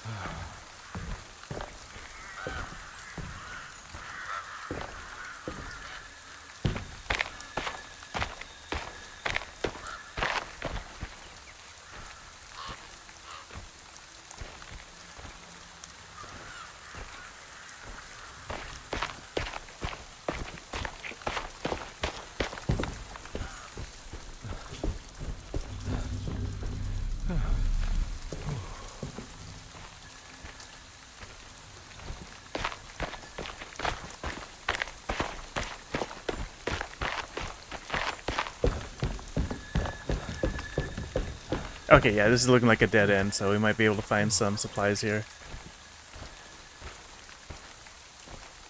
Or items of interest.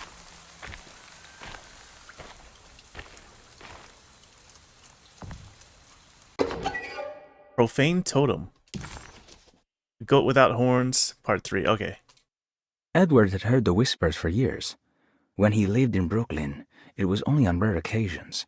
Like when he as a child climbed that tall tree in Central Park, or when he almost drowned in the Hudson River, trying to save his despaired mother. The whispers became more common as he moved to New Orleans, but still rare enough to be ignored. Now as he walks the halls of Darceto, he knows what is calling him. He doesn't want to admit it, but the dark young in the conservatory is telling him to sacrifice the Cabris and corn. I'm sorry, but what? What is that?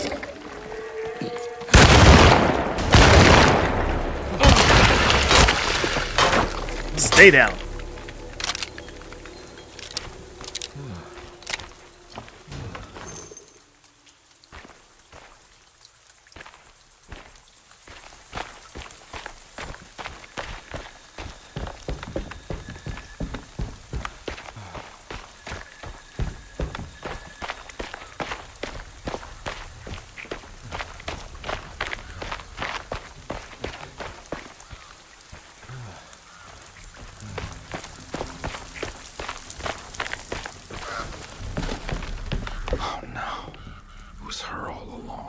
Okay.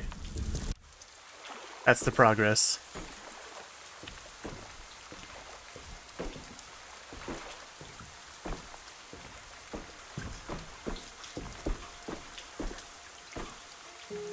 I can't believe I didn't recognize you. I looked a little different back then, I suppose. Was any of this real? How do you mean? This day, just... so much is happening. I can't... I think I've lost my head. Do you need me to apologize? I mean... I am sorry. I don't think I need to begin to explain. You're just a kid, Grace. I'm really sorry. I didn't mean for it to happen. Lies. More lies. No, really. I thought I was being a good guy by handing you over to your mother. I didn't know. I couldn't have known that she wouldn't care about you. I don't know how this works. What is this for? Some form of admission of guilt. Maybe acceptance. It's what the Dark Man wants. I guess we just watched my father die again then. You think he's alive? I know he is. He's down there, scared that he won't be able to get out. That he will drown with his daughter again. What are you saying? We gotta save him! We? Do it yourself. I'm down there with him, remember? Can I really save them? This all happened so long ago. I have to find a way to get down there. I have to see it with my own eyes.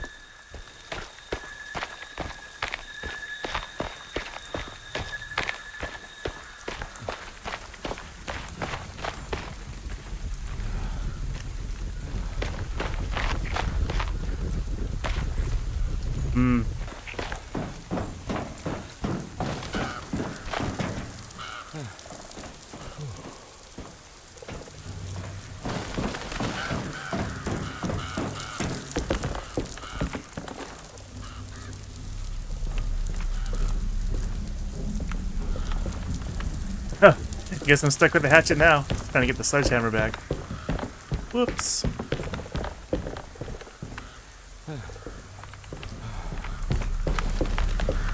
Alright, I wonder if this will control the bridge.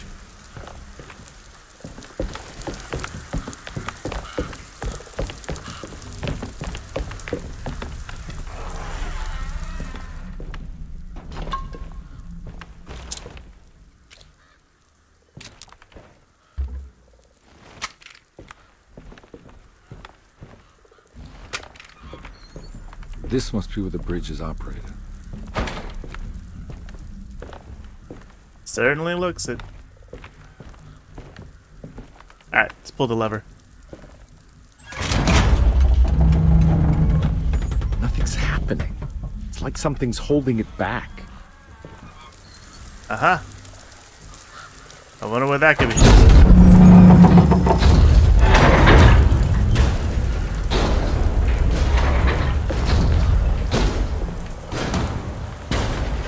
Guess we chop away at it? Back up! Back up!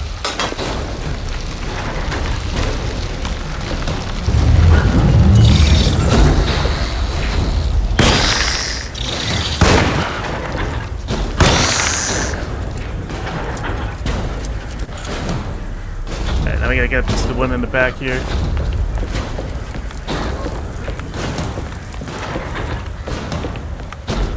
Get off!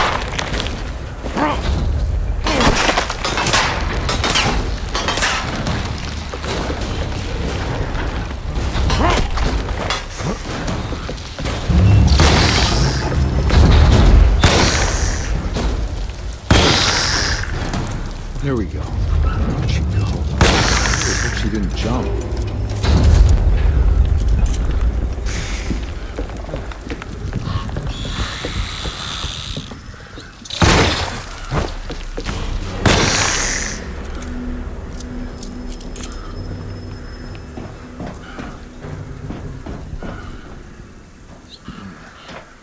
Pilot the boat by the house to the sinking car.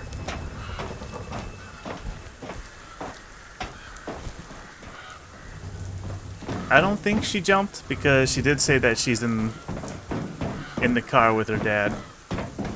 But yeah, that does fill in some. Oh shit! What was that? Oh, it's the alligators. Fuck off! Run! Just run!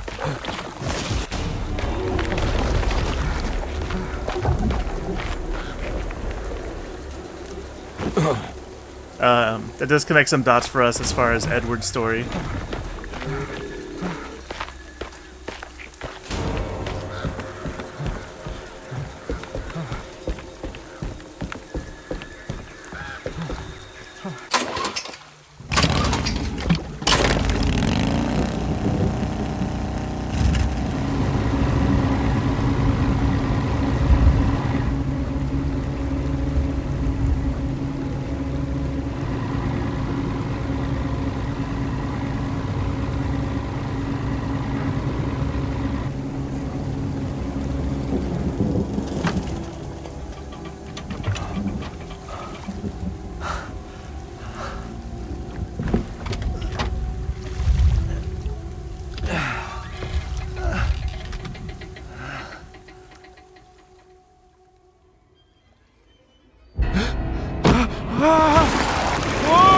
It's me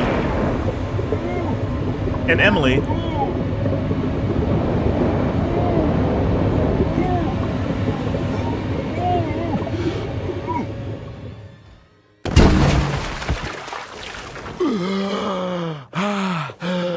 My God, Carnby. Are you okay? Don't leave me alone. What the hell have you been doing? What's going on here? Look at this mess! I'm sorry, Mrs. Thompson. Don't make me kick you out of this house. Now get out!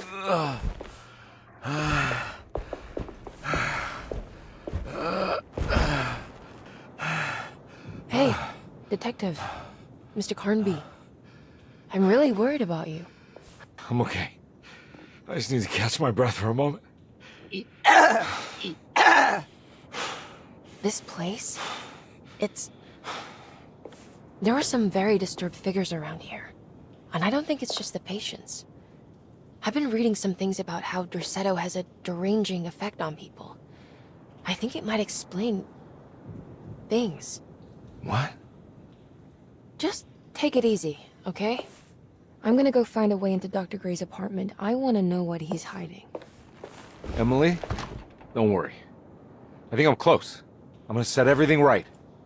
Just be careful. Also, we definitely heard what's your face say, yeah. I stole the child and let him drown.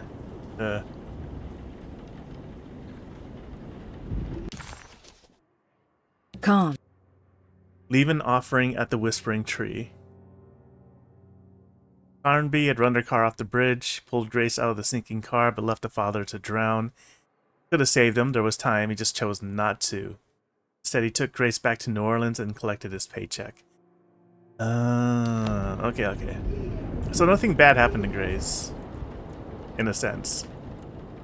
I mean, physically. Emotionally, yes.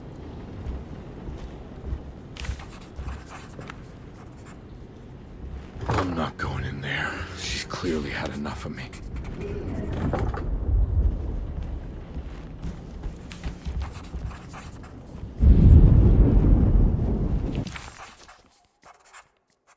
Temperamental behavior. Okay. So these 3 rooms are locked. Dr. Gray's apartment is unlocked now? Because Emily did say she was trying to find her way in.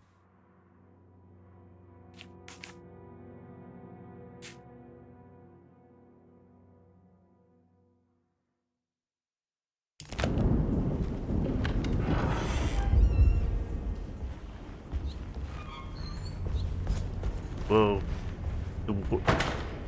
Did the room just warp, or was it because I was sprinting?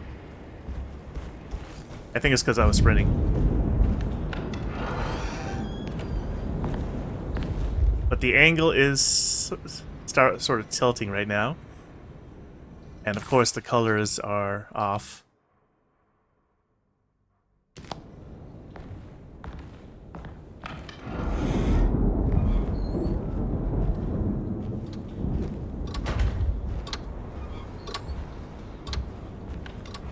Oh.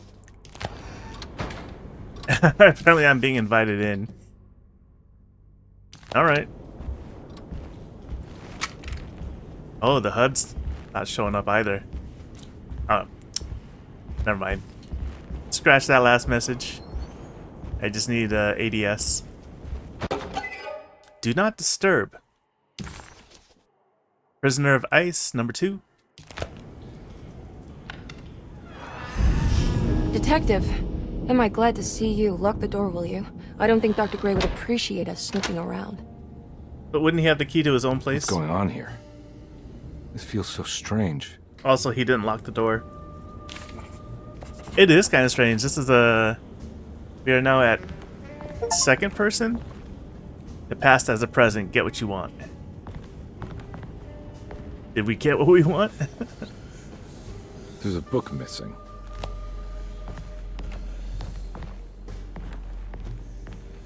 Have you found anything? What? Yeah, I've seen some things. Okay. Let me know if there is anything you want to talk about. Well, now that you mention it. Hearing some whispering. You don't find this place strange? Derceto is certainly one of the stranger places I've been to.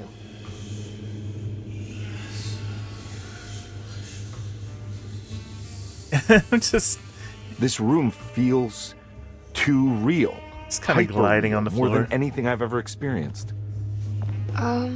Okay. I don't see what you mean. Forget it. I gotta get back to breaking the contract. Yeah, that's what I was doing.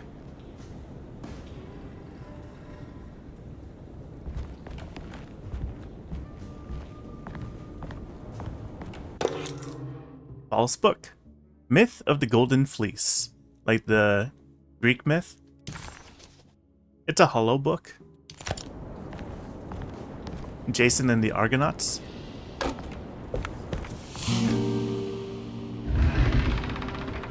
What did you do? I was just rearranging the books. Well, come on, let's check it out.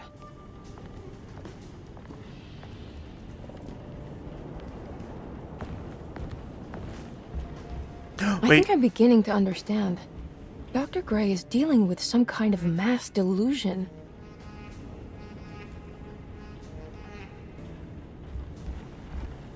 Yeah, there's an item. There it is, right there on the floor. A toy talisman. All the World's a Stage, #2. Hey.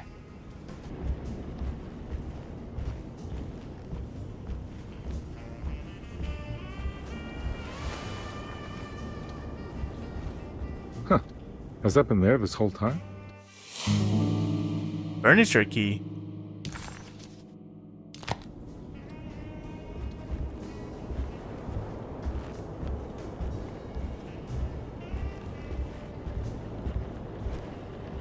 The joystick controls are a little weird in this point of view. What were you saying about mass delusion? Derceto seems to have a deranging effect on people living close by. It has a history of creating cults devoted to some nature goddess. Even the name Derceto refers to the cult existing here before the Civil War. Derceto was the name of an ancient fertility goddess worshipped in Syria. Dr. Gray and his friends, however, seem to prefer the black goat of the woods with 1,000 young, or Shub-Nigroth. And that name can only have come from my uncle's twisted mind.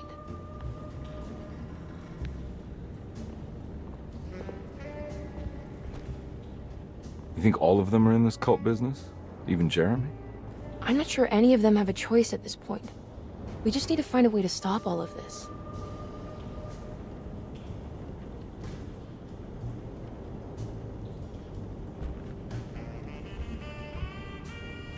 I've been so busy trying to free your uncle from the promise he made to the Dark Man. I guess I kind of just let everything else go. Don't worry, Detective. I feel like we're close. I'm sure Jeremy will turn up. If he is part of the cult, he wouldn't want to miss the Feast of St. John. I just need enough information to make him see the truth. I hope you're right, but I doubt he'll show up. Not as long as the Dark Man's got him hiding.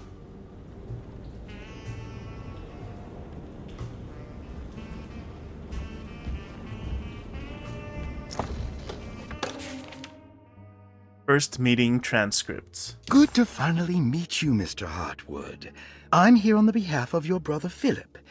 You were expecting me, weren't you? Yes. You're from Derceto, no? That's right. I just wanted to ask you a few questions to see if there is anything I can do to help you and your family. Okay. I understand you're full of imagination. You make up a lot of things. I suppose. And you obsess over them, blurring reality and fiction. Sometimes.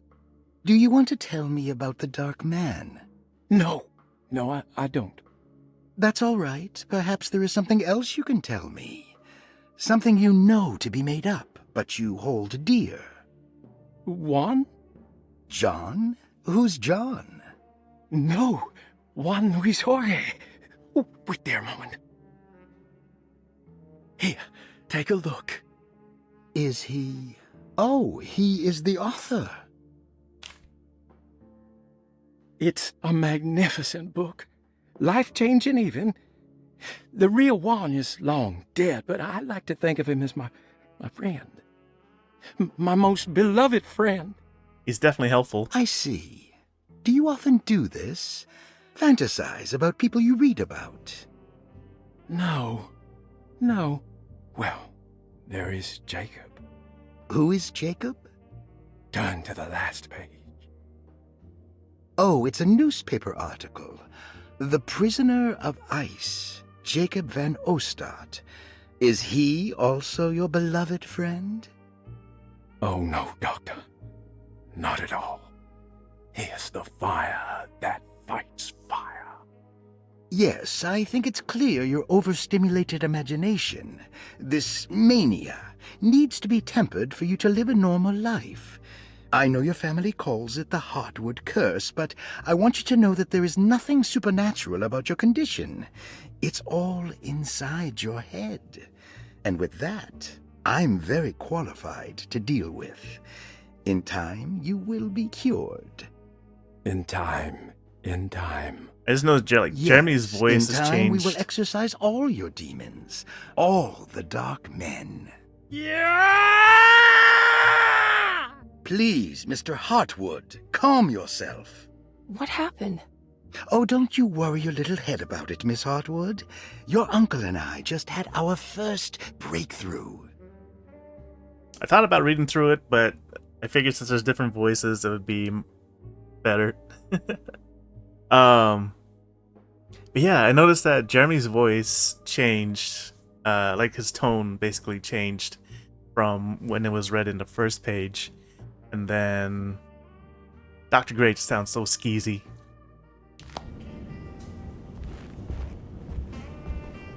That mark on the floor looks like talisman positions, but from which direction should I look at it? The snake dagger. The snake dagger. Oh yeah, this one's a pretty long one too. Yeah, this one I'm just gonna not read.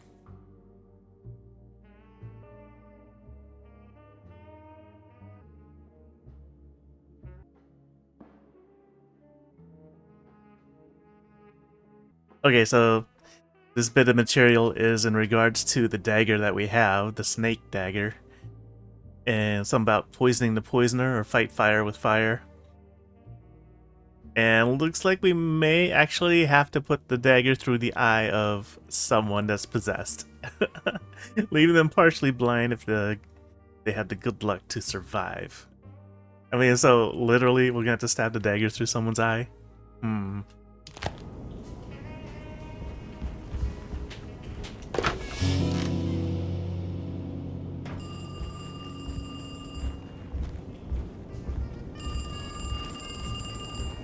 Ring, ring, ring, ring, ring. Telephone.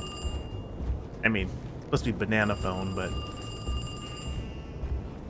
Where is it? In the office? Or the office part of the room? Oh, yep, I see it. Oh, he's just gonna wander on his own. Doesn't need me to do it for him. Hello? Detective Carnby?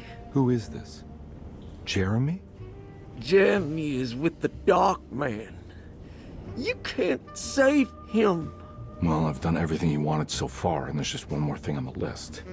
I expect him to keep his promise and return Jeremy unharmed. Get out, Detective, while you still can.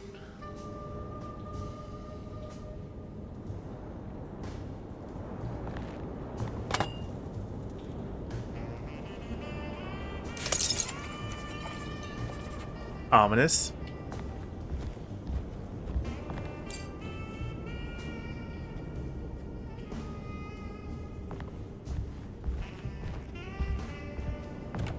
I think the talisman drawing in the bedroom will have the numbers. Maybe? Okay, so if we're looking at it from this perspective, the two inner rings have the arrow pointing upward from the bottom, and then the large circle has the arrow pointing downward from the top.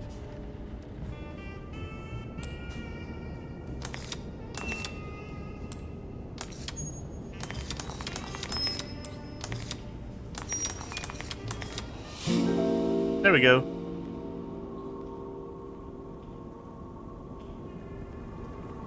It's the bedroom.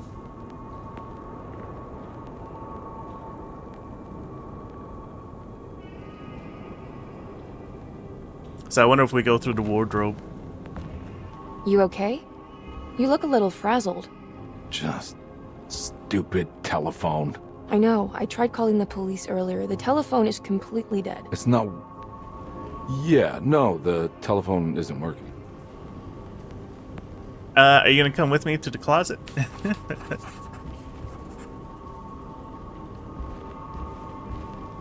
Alright, well, we have fun Miss here. Hartwood, I think you're gonna want to see this.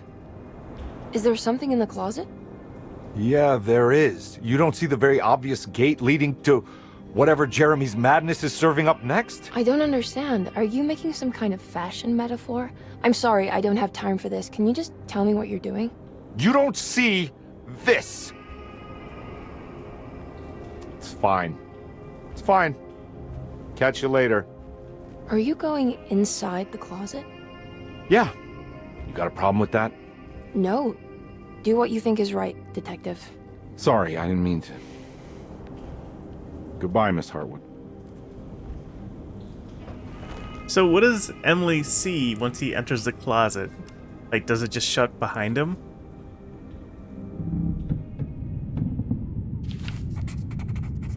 Enter the gate to another world. I mean, haven't we been doing that though? Oh, we must be in snow. Yeah, it's a little chilly. That's for certain.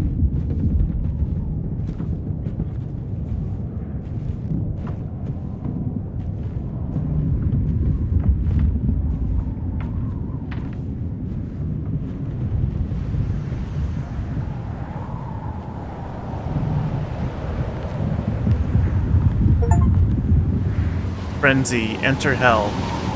Is that where we're at?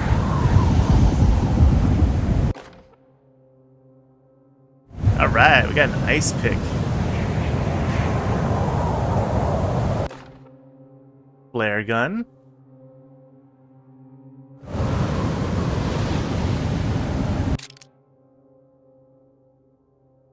And some flares. Pretty sure I can only use one at a time. And probably gonna have to go up against some ice monsters. Are we full on flares? Already?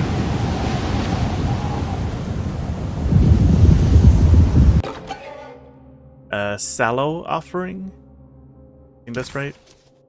Prisoner of Ice. Okay, that makes sense. What can be said about Jacob van Ostad without evoking contempt or apologia? The first piece of information is the obvious. He is not the explorer Jeremy idolized in his youth, but the figment of his imagination. If you want biographical facts, I am not the one to answer such questions. In the case of Jeremy, he is a guardian of imagination, or rather a persona appointed the role of containing a self-sabotaging mania. However useful Jacob once was, his loyalty to Jeremy has slowly been replaced by fanaticism.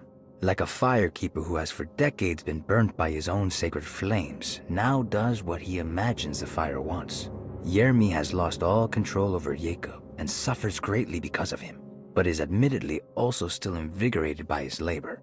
In the plainest of words, Jacob keeps Jeremy sick so he can remain Jeremy. Oh, it's over here. The Greenland Expedition. We found the ancient stellarium perched on a cliff. Facing the Arctic Ocean after a day of sailing due north of the Eskimo encampment. Jacob van Ostad was our most keen member of the expedition. He had been chasing down the source of a peculiar type of crystallized metal present in several sacred items among the natives on the northeast coast of Greenland. The site was a remarkable find for any explorer, and we were all enraptured in our search for enlightenment and meaning. The surviving architecture seemed almost unearthly in origin and astonishingly sophisticated. The metal Jacob was searching for was abundant, almost ubiquitous. We were so taken by our find that we were surprised by the sun falling below the horizon.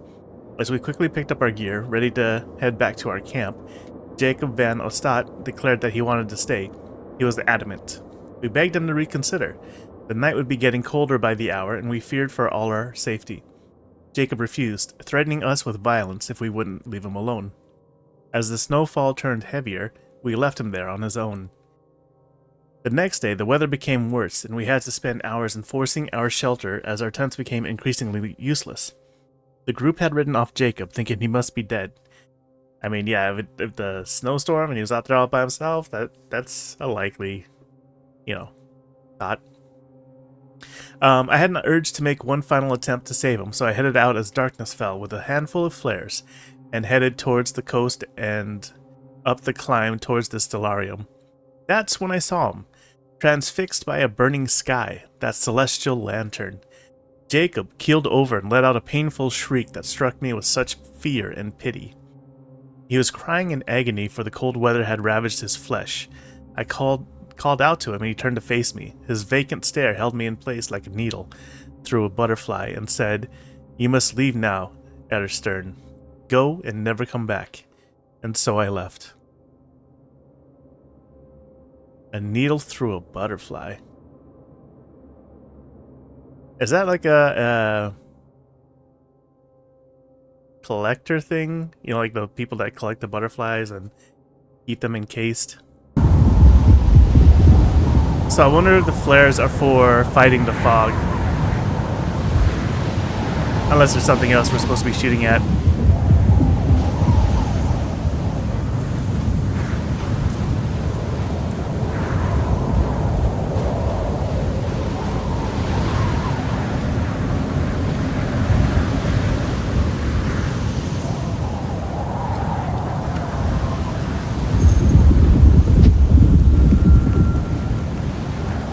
Fighting against the darkness, I suppose.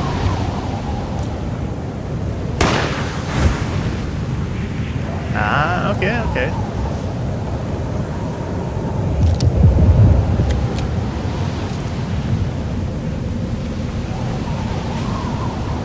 Oh, that went out pretty quick.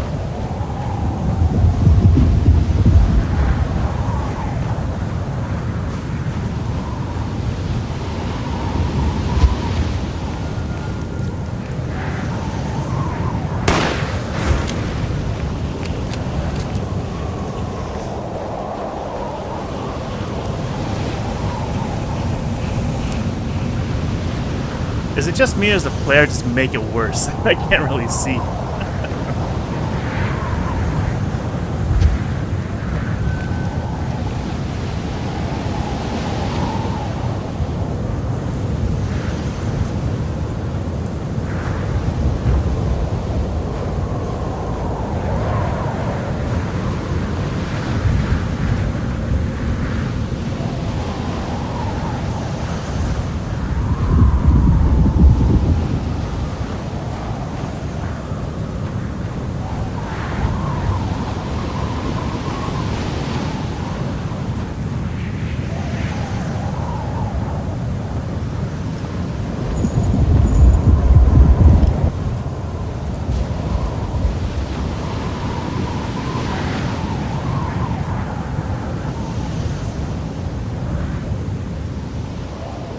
Like a giant version of the talisman.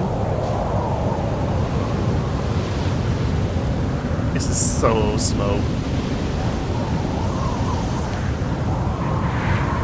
Should have grabbed one of the snowshoes.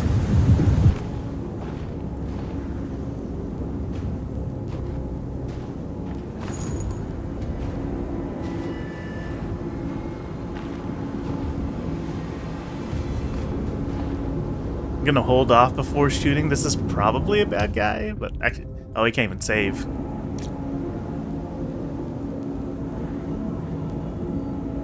Yeah, he's wearing a hood. It could be Jacob or Jeremy.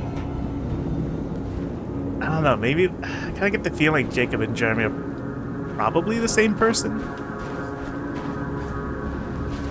Jacob, Jeremy, and Juan. Hey, you! What are you doing here? What is this place? Turn back, Detective. You're not wanted here. Whoa, take it easy. I'm not your enemy. Oh, you're wrong, Detective. You're wrong.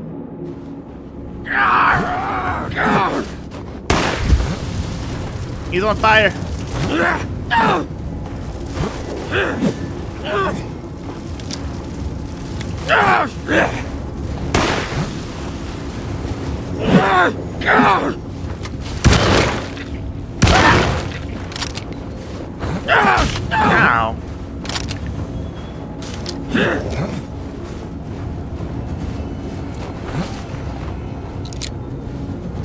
What the?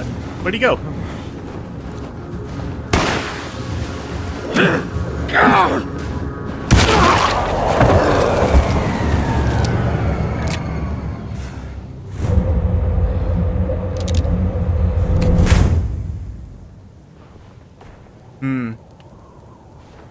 Should I head back for more flares?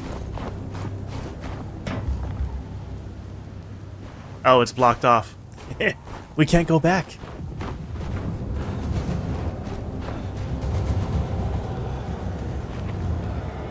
Tight lid. Sacrificial dagger. That seems about right.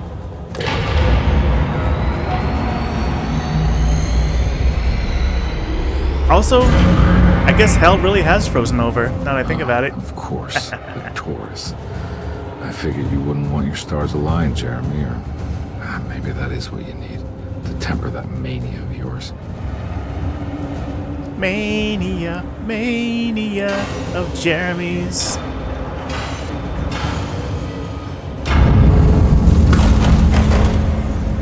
Okay, so those are connected.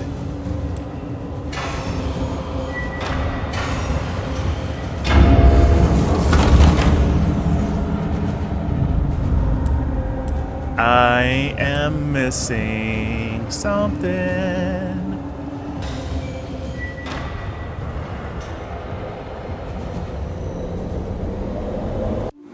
There we go.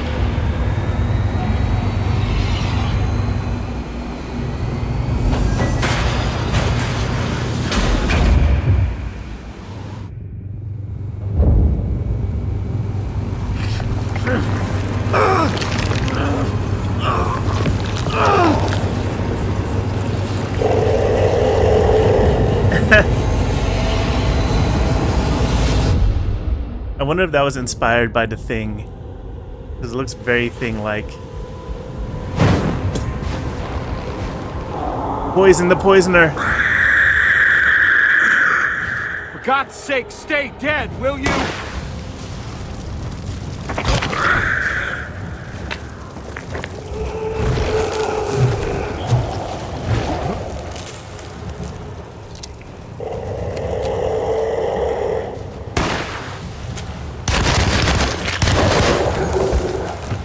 Stab it, stab it, stab it! Run, run, run! Light it on fire!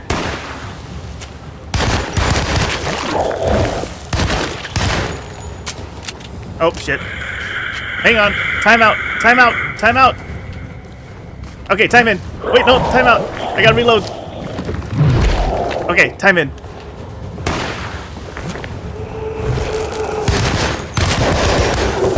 Stab, stab, stab!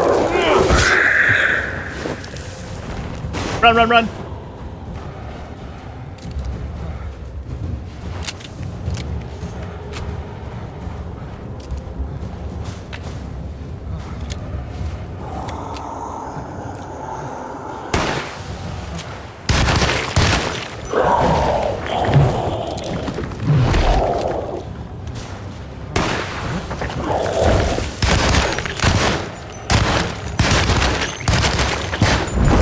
Oh!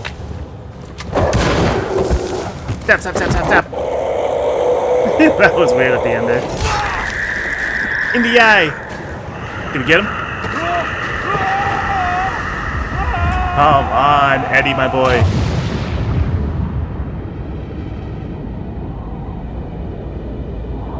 Sunken Temple. Ballroom? Teowera? Porpowawa? Cemetery.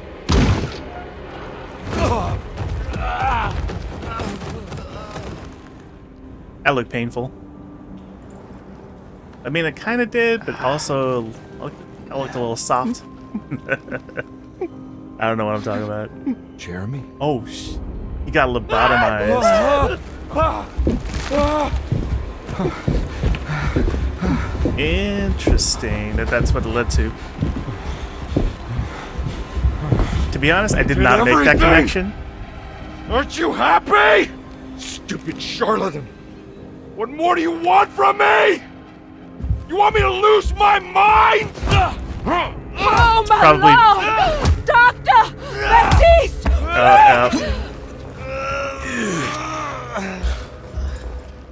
Jesus. What were you thinking, compadre? He going crazy. Chapter 5. A lot happened in Chapter 4. Holy cow.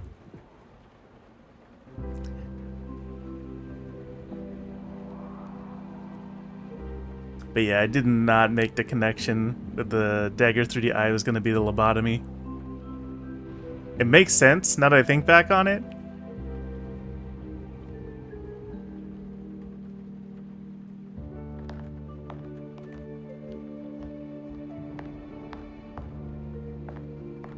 You awake? You are awake. Mr. Conby's up. Hey, buddy! I thought you'd be knocked out for the rest of the night. Come on out and join us, will you? I'll save you some gumbo. Gumbo. Oh my god. Good to have you back. Sounds so You good. gave us all a good scare. What happened? You had a psychological breakdown. Sorry for manhandling you, but you were being violent, you see. You stabbed Jeremy and then punched Dr. Gray. Are they... I knew okay? The Dark Man was going to be Dr. Jeremy's Gray. a little strange, but everything's back to normal. Really? All thanks to you, compadre. You want to try standing up?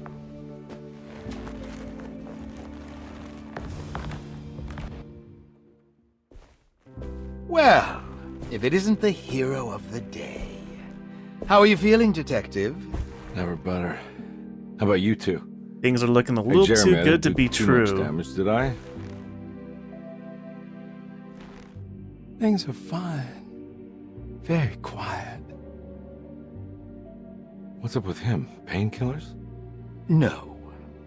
You see, despite you having the finesse of a one-eyed butcher, you managed to lobotomize dear Jeremy. I did what? It's actually quite impressive. It's not like I hadn't considered it myself. I just wish Jeremy could have been helped without reducing his personality to that of an oyster. But he's gonna live. Of course. As long as someone keeps feeding him, he'll outlive the best of us.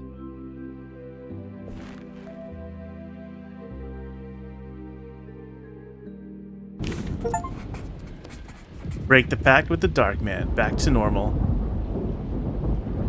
Does Emily know about Jeremy's condition? Yes. She seems to be handling it quite well under the circumstances.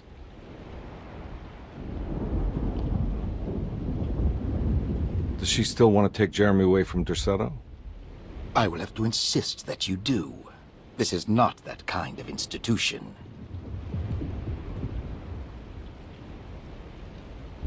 Jeremy, hang on for a little longer, okay? We'll be going back to New Orleans soon. Oh, good. I do so miss the city lights. I wonder if Edward's the one that's possessed now. Alright, so I took a look really quick. Looks like Chapter 5 is the last chapter. Doesn't seem like it would be very long, so we'll go ahead and push through. If it does turn out to be like maybe another hour or two before the chapter ends, then we'll just go ahead and split the episodes up. And then Chapter 5 would just be an awkward transition of, hey, we're already playing, so yeah. Hey, Ruth. Glad to see you made it back to Derceto. You too, Detective. Make sure to stay for the festivities. It's no Mardi Gras, but it ain't bad. Are they gonna move forward with the ritual? She's still got a mask on. You seen Emily around? I saw her packing some things into that old jalopy you arrived in about an hour ago. I'm sure she hasn't given up on you yet.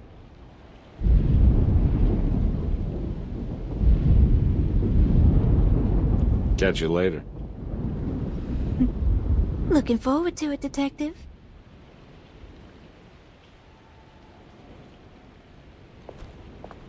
Catch you later. Okay, so I can still switch to weapons, but okay, there we go, ADS. Down to my last flare.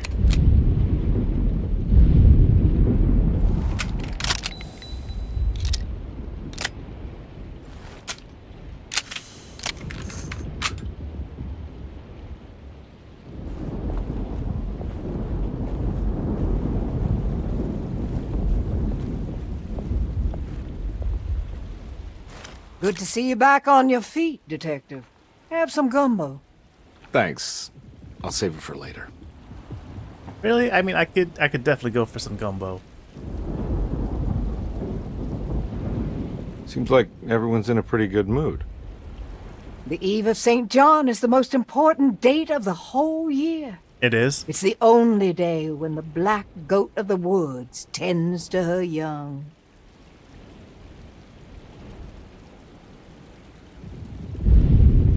I'm gonna go look for Emily. Don't worry about her. She wouldn't leave without you, would she?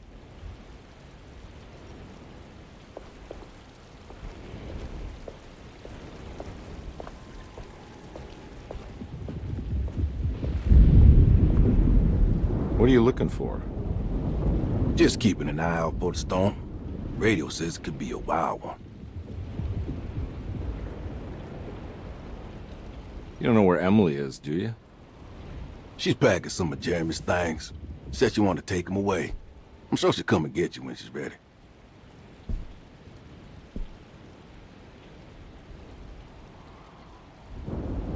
I should probably get a move on then. See you around, compare.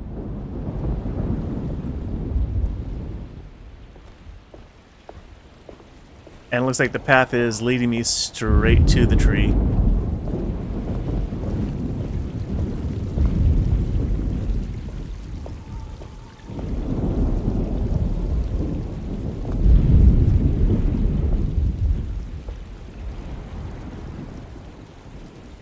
That is one impressive tree. More impressive than you could ever imagine.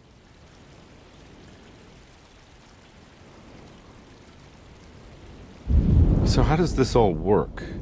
You dance around chanting? For the ritual, I mean? Stay and find out, Detective. It might just do you good. You sure about that? You haven't seen Emily, have you? No, Detective. I haven't.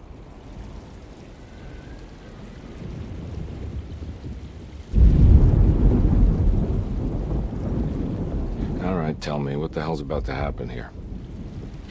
Every year we have a little turn the page ceremony by the tree. It's symbolical. It's like life has its cycles of grief and happiness. You know? Just like a tree facing the seasons. Things change, but remain the same.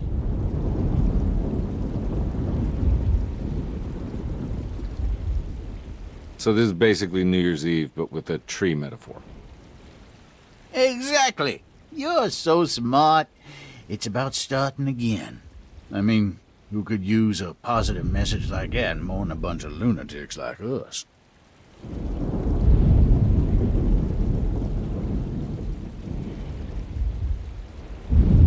I get the feeling some of you think this year is going to be special. Any idea why? Well, we got some new words, thanks to your buddy Jeremy, and some other changes to the program. Let's just say we're all in this year. Hella ominous.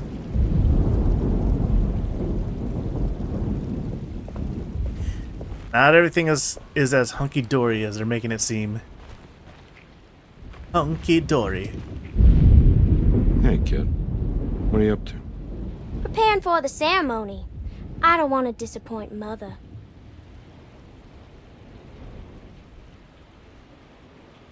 What's your part in this? I'm the Cabersan Corn. Oh, it's very she's the important. sacrifice. Only I can settle our debt.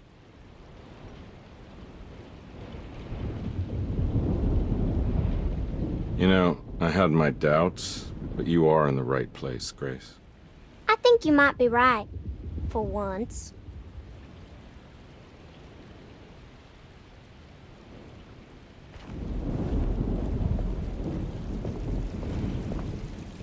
Alright. Is that what sets it off? Waiting at the fountain. What is it? What do you want? Don't worry. I'll remember. Will you? You should have them.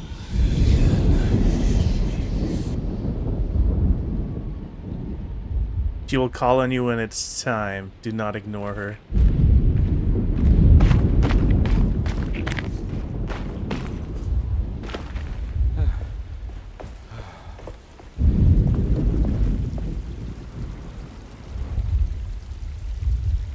Wait for Miss Hartwood? Yes. Everyone knows what to do? Y'all know the new words. Mrs. Thompson, we talked about this. I'm not sure everyone is comfortable. Doctor, I insist. This is important. We've waited for so long, Doctor. Let's just go with the old song. Not every change is an improvement. Boss, good or bad, we need to move forward. All in, Doc. Let's bet it all. But we don't know what we're dealing with. It'll be okay, Doctor. Better even.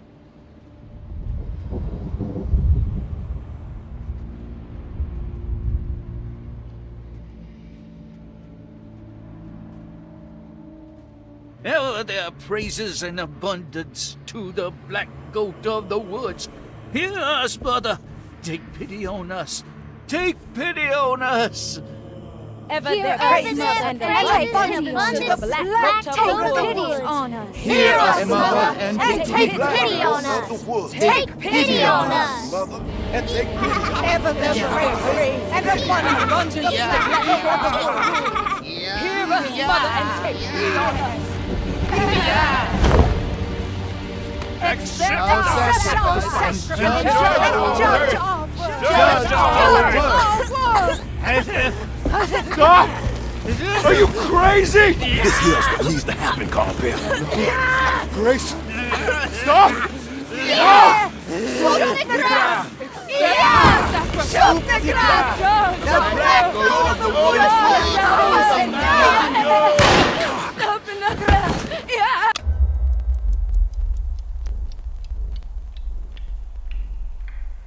Detective, get my uncle out of here. Jeremy, come with me! Get over here! Jeremy, come with me! Jeremy, come here! The root just took him. No! There has to be a sacrifice! Dude! Uh-oh. That looked painful. Jeremy! Come on.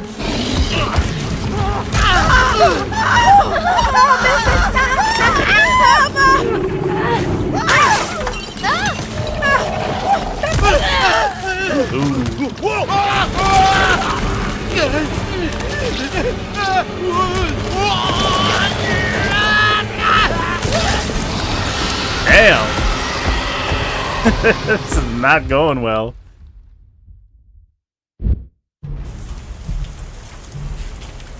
For them, anyway. I can't let that monster leave Derceto. I have to stop it. What the heck? Everything just kind of went left. Damn, Baptiste.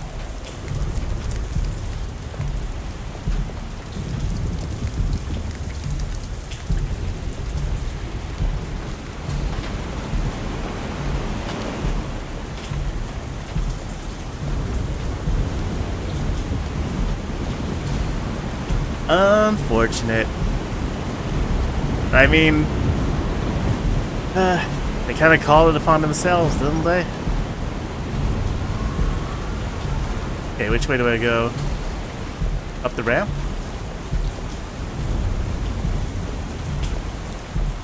I think Grace was the only one that ran out of there.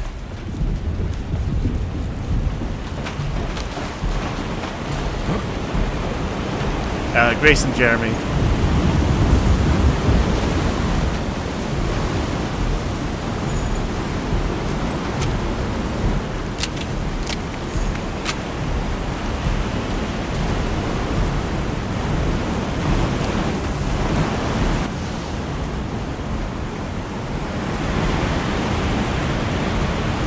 Oh, it's so loud.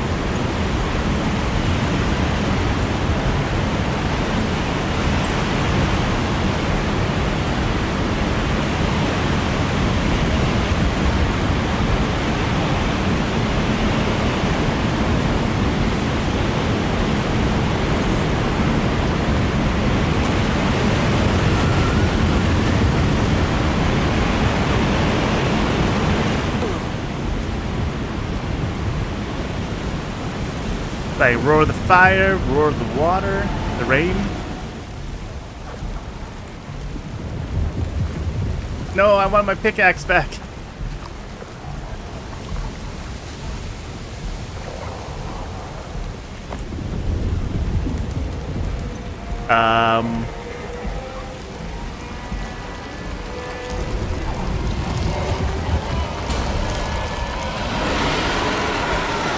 Sorry, I didn't sign up to be in hentai. What am I aiming at?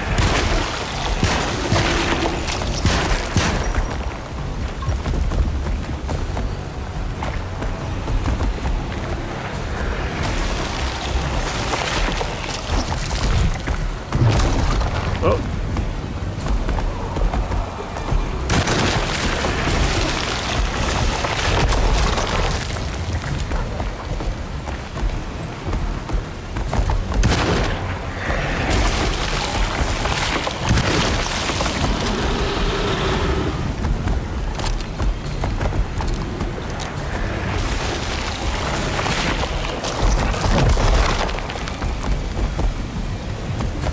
I gotta aim at those pustules, whatever they are.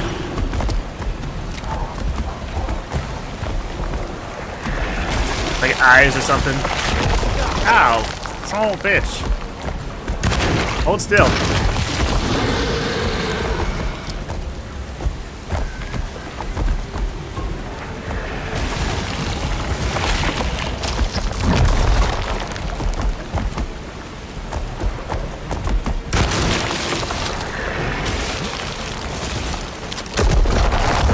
Oh, it's like infinite ammo.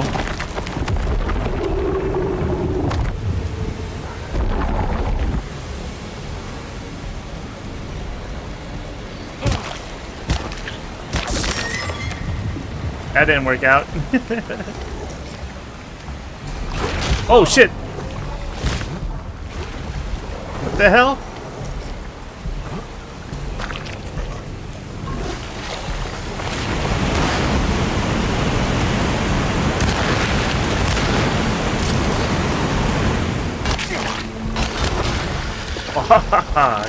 Damn it.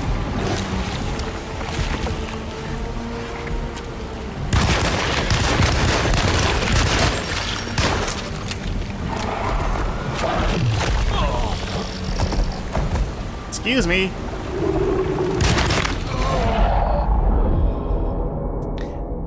Those little guys, I swear, are the worst, because, like, they're the ones that insta-kill me. A crucifix? That's a weapon? Oh, it's a melee weapon. The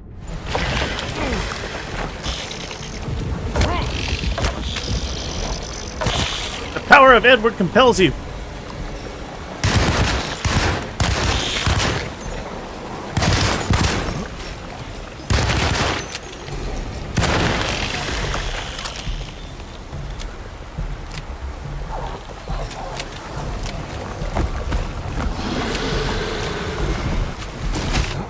Fudge.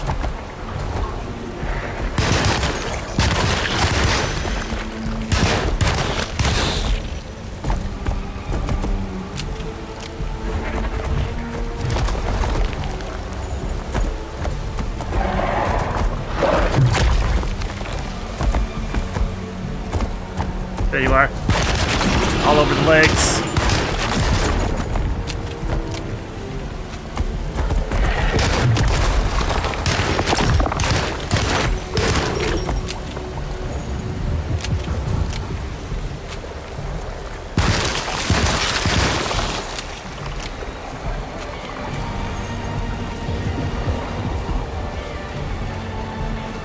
Where else? Where else? There you are.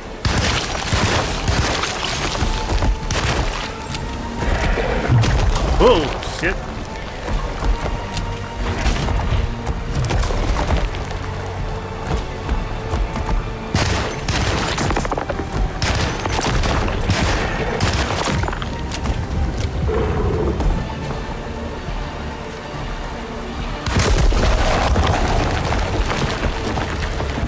Okay.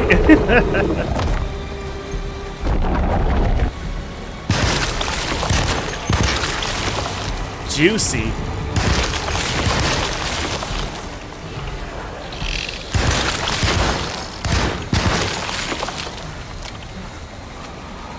Oh no. Stay away.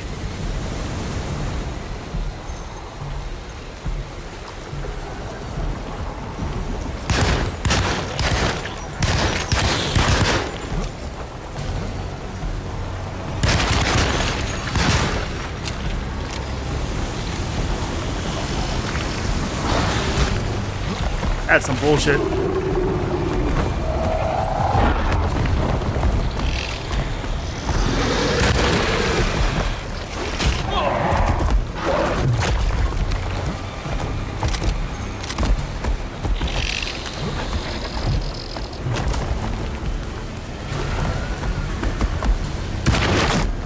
Oh, come on.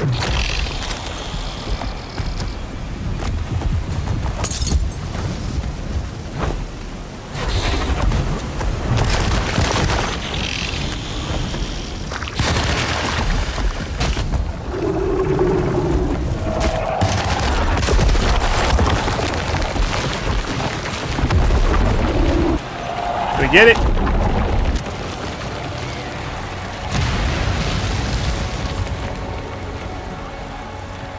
I swear these animations are so slow with the healing and the reloading, and then just and the fact that when you're dodging you can't do either. I mean, I can take a swig and dodge at the same time. Detective! Oh, what the hell was that? I tried to tell you. There was so much evidence. Their devotion to the Black Goat was like nothing I've ever seen before. I felt so dumb believing any of it, but I'm glad I did. What? Are you okay? You were acting like we were weird the entire time. Everything is out of order. This isn't the way the story goes. I shouldn't be alive. Yeah. Well, you're welcome, buddy. Hey, Grace. Glad you made it out. How are you doing, sweetie? I kinda like it. You ruined everything, but I'm not mad.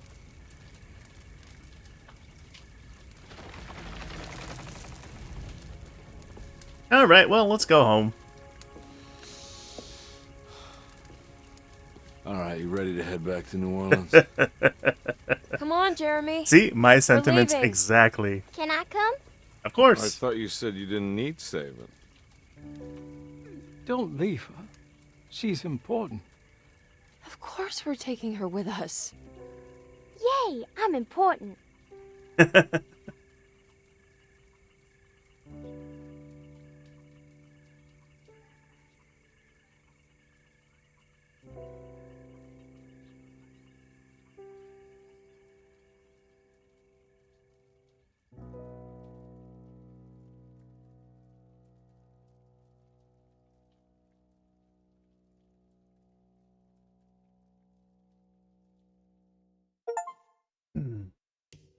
Save New Orleans from the Black Goat. You're welcome, New Orleans.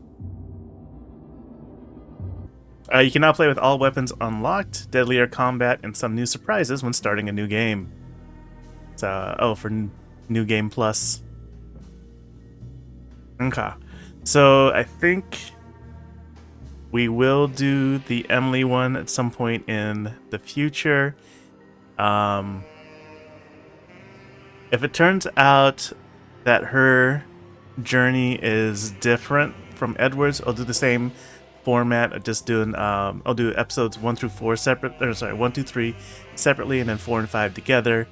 If it does turn out to be similar, I'm probably just going to include it all into one video and then just kind of you know, like cut and paste, or you know, just cut and edit basically, to make it shorter, to show any differences from Edward's point of view. Yeah.